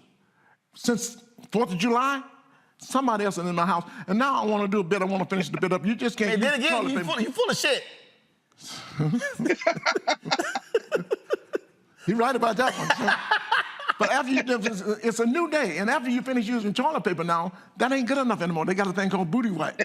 Right. And you got to get pampered. You know what I'm disposable. Well, disposable. Why would you say something stupid? People can say some stupid shit, can't they? Disposable. What else would you do with toilet paper? No. You mean flushable? That's the word you're trying to use. No. They're called disposable. They're like, I know, but they're literally called disposable on the package. Yeah, that means you can throw them away. I know. Flushable means you can't throw them down the toilet. They're unflushable or they're flushable? Would you just let me finish these? I mean, you're the ass wiping expert. I'm just trying to check with you. You are an ass wipe. So what I'm trying to say is so many stages right now. Okay. And then when you finish with the booty wipe, now they got a thing called a deodorant now called Lumi. Lumi is for down there. They got these different deodorants. That's how I come up with these new jokes. Okay, here's another new joke. What happened to the bidet? You ain't got no bidet in your house like you rich or something. You here working every night. You ain't got no bidet to wipe your ass and put water up your ass. I do have a bidet. You ain't even been to France. You can't even been to France. I have not. Actually, I have been to France. Where'd you go? I went to the Eiffel Tower. I went to the hood. I bet you didn't go up. I didn't go up because you know why? Because you're country. You're scared. No. Because your ass you know is why? old. They wouldn't let my ass go up because I had my camera gear bag and I had a screwdriver in it. I was like, are y'all serious? Is that true? Straight up. Like you're going to unscrew it up there? Straight up. We would come back from Liberia. Antoine, my VR, was with me. So I don't put my camera bag below. I carry my gear. They were like, oh, you can't go up. Why didn't you leave it downstairs? They got a thing down there they can lock your stuff. No. I don't leave my shit down But there. I'm glad you do say you travel. You was in Liberia, then you stopped off in Paris. What is your favorite city in the world? My favorite city in the world is... Because my first degree was in transportation. That's what I'm talking about. No, seriously. So this was a question that was asked in my speech communications class at Texas A&M. Okay. They said, what is your favorite place in the world? And I said, me being as creative as I am. Also, I grew up broke. So I said my favorite... You're still broke. No, I'm not. Look at you. Have you looked in the mirror lately? You look at you tonight. Are you walking down the street? Somebody will offer you some money with your broke ass. Actually, they should. You should be joining the Bring the Funk fan club, Roland Martin. Pull it up, y'all. Say you're checking money order to P.O. Box 57196, Washington, D.C. 20037-0196. You can go to your Cash App, or you can go to the PayPal and do all of that Cash Venmo. App is $RM Unfiltered. PayPal is Martin Unfiltered. Can you go to Zelle? Roland at Roland Zelle is Roland at RolandMartin.com. And Venmo is RM Unfiltered. And do that. Do it right now because we're bringing you entertainment every night, and Roland is very good at it, and he needs your support. That's what we got to do. And do me a favor, my assistant, could you bring me $10 out of my wallet right now so I can help support this guy? 10? Yeah, so you can get some lotion. Yeah, you can pay me back? Pay me back? Okay. So what's your favorite city? Come on, you had 2 more. Okay, hold on. Okay. So here's what it was. We're going to come, favorite city, then you're going to tell me the rest of these legal pad lame jokes. And then... No, let's go to the other one. Who the hell is Lululemon? Lululemon. I know she's from the country. But my mama's maiden name is Lemon, but they call him Lemon in Louisiana. Is that right? Straight up. Miss Lemon, you born out of Louisiana. They call him. Why y'all do stupid stuff down there? Why you keep telling people in Louisiana, you tried my gumbo, your gumbo suck like, you ever been down there? They got shoestrings, hubcaps, all the shit they can find, they put it in there. You see shit moving. See, we don't do all that. Yeah, you ain't taste mine. Yours tastes like shit like everybody else. Matter of fact, I was on Martha's. I bet you're going to tell me right now you can cook some gumbo. I can. And my dad can damn cook. When I come to your house. No, I live stream us cooking gumbo. It's on YouTube. That don't mean people don't eat it. We know. A lot of stuff on YouTube. That's why it's there. Our gumbo damn good. Damn good. It would like slap your mama and your daddy and your stepdaddy good.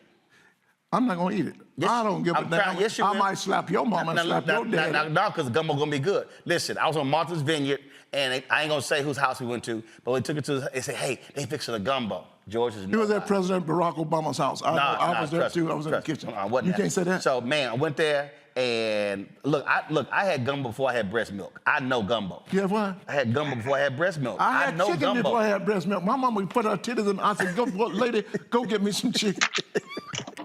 So here's what I. Greg, what is wrong with you, Greg? That's it. So here's what happened. My mama breastfeed. My mama put her. I said, "You go get me some chicken. Is that good?"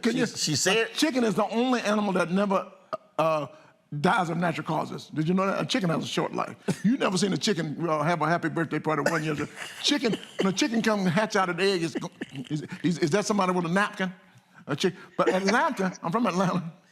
Atlanta is the capital chicken place in the world. Did you know the home office for Popeyes, home office for Chick-fil-A, home office for Zaxby, Crystal is there. It ain't Arkansas where Tyson's is?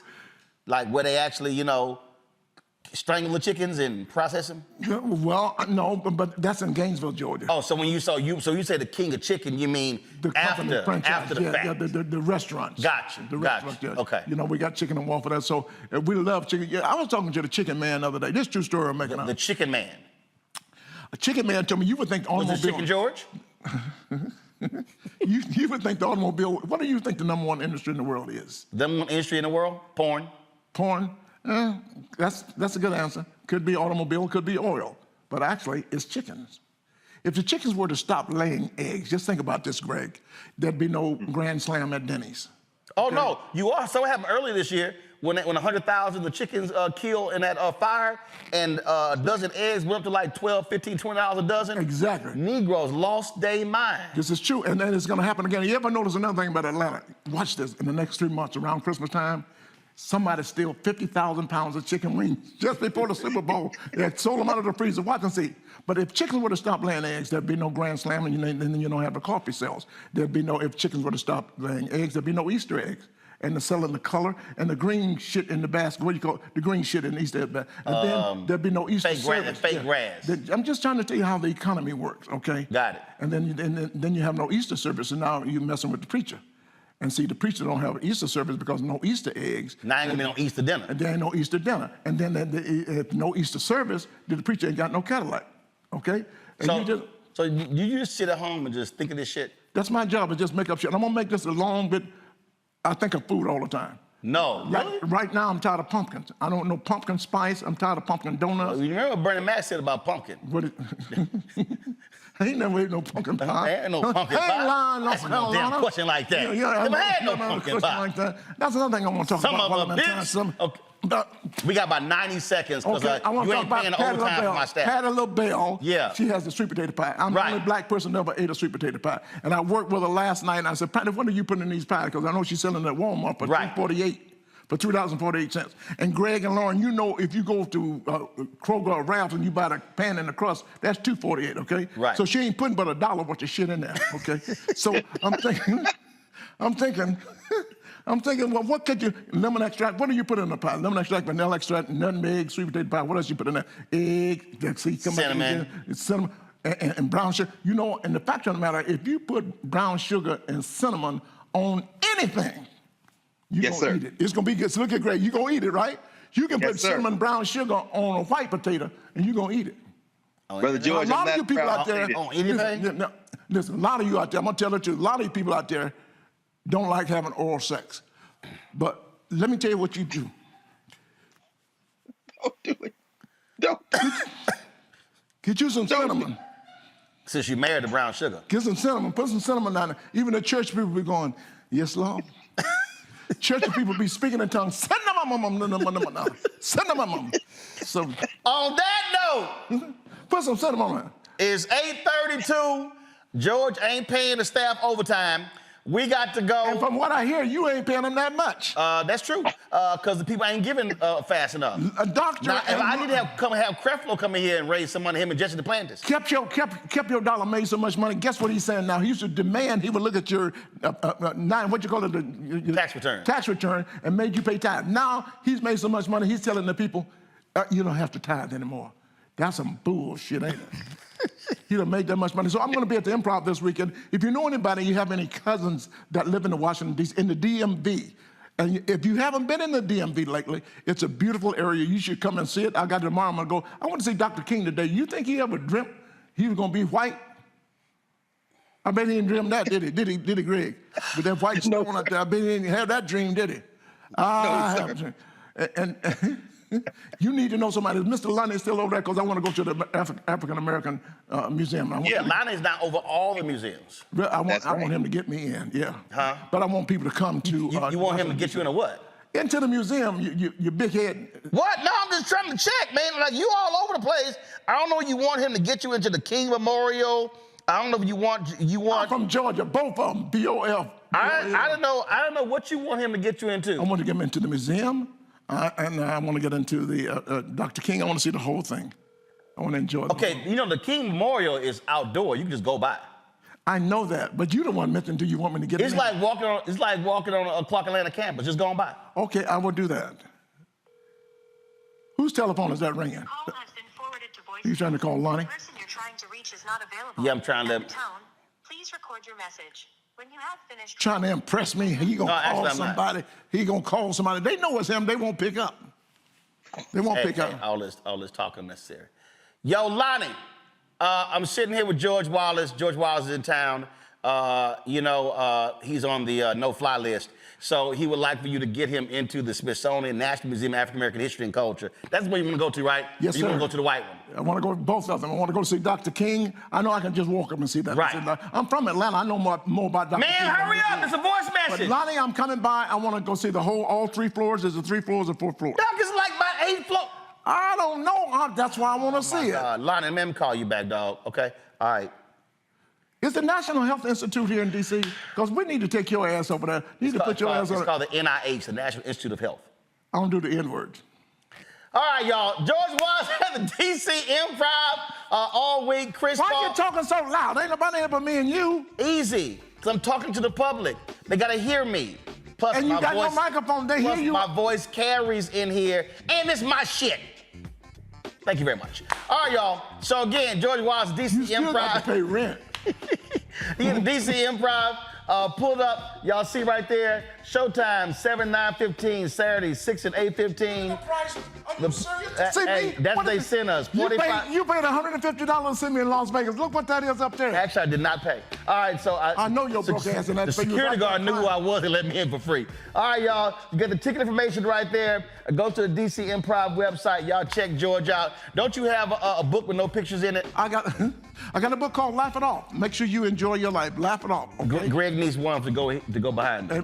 Okay, I also got a book called Bull Twit. I was voted the top 25 funniest tweeters in the world by Rolling Stone magazine. So I do have books. Next time I come back, I will promote my books. Okay. Great. Please. I'll do that. So Greg needs another book back there, a book of laughter, and teaches you how to live and enjoy it. Because laughter is the greatest, man. That's why we encourage people to overdose on laughter. Keep it in the reach of children. And when you stop laughing, call your doctor.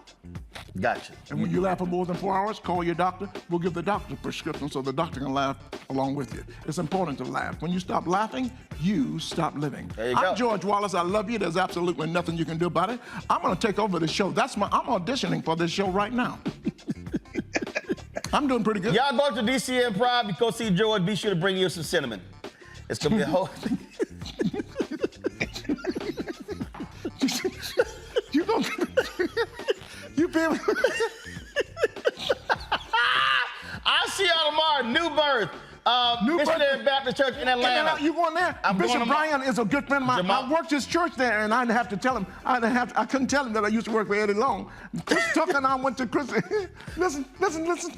Hey, you're not gonna believe this? I was up in the pulpit with Bishop Eddie Long before he died, right? That makes sense, before he died. Yeah, but he told me to sing a song, and my dumb ass couldn't think of a song. You know what I sang? What? He touched me. Oh, he touched me. Something happened, and now I know he touched me and made me whole. Oh, he touched me. Y'all, I'm at New Birth tomorrow for the McDonald's Inspiration Gospel Tour. We're going to be in the house. I'm going to be doing a show from there as well. Looking forward to that. Saturday, I'm at Clark Atlanta's homecoming. And then Sunday, I'm going to be signing books at New Birth on Sunday. Book you signing? My book, White Fear, How the Browning of America is Making White Folks Lose Their Minds. That's right. That's right, because they have no sentiment in their cabinets. All right, y'all. I'll see y'all tomorrow right here on Roland Martin Unfiltered, the Black Star Network. Don't forget, y'all, do me a favor. Contribute to our Bring the Funk fan club. Your dollars are critically important for us to do the show that we do. I told these advertisers they tripping. They ain't giving us the money they should be giving us. And so send your checking money orders, P.O. Box 57196, Washington, D.C. 20037-0196. Cash App, $RM Unfiltered. PayPal, R Martin Unfiltered. Venmo is RM Unfiltered. Zelle, Roland at RolandSMartin.com. Roland at RolandMartinUnfiltered.com. If y'all want to see on the repeat of this, download the Black Star Network app. Apple phone, Android phone, Apple TV, Android TV, Roku, Amazon Fire TV, Xbox One, Samsung Smart TV. Don't forget our 24-hour streaming channels now available on 4 fast platforms. You can check us out on Amazon News, so go to Amazon Fire and then check us out. Say, Alexa, play news from the Black Star Network. You can watch us on Plex TV, Amazon Freevee, and if you're watching the live TV on Amazon Prime Video, we're there as well, right next to all of the news networks. So y'all know how we doing this thing. And so I'll see you guys tomorrow right here. Roland Martin Unfiltered on the Black Star Network. Keep it real, keep it black. Let me put my mask on. The pollution gets so strong. And you know, always, some of y'all carry Tabasco sauce. George now says, carry your cinnamon. I'll see y'all tomorrow. Holla! Folks, Black Star Network is here. Hold no punches. I'm real revolutionary right now. Like, wow. Support this man, Black Media. He makes sure that our stories are told. Thank you for being the voice of Black America, Roland. Stay black. I love y'all. All momentum we have now, we have to keep this going. The video looks phenomenal. See, this difference between Black Star Network and Black-owned media and something like CNN. You can't be Black-owned media and be scared. It's time to be smart. Bring your eyeballs home. You dig?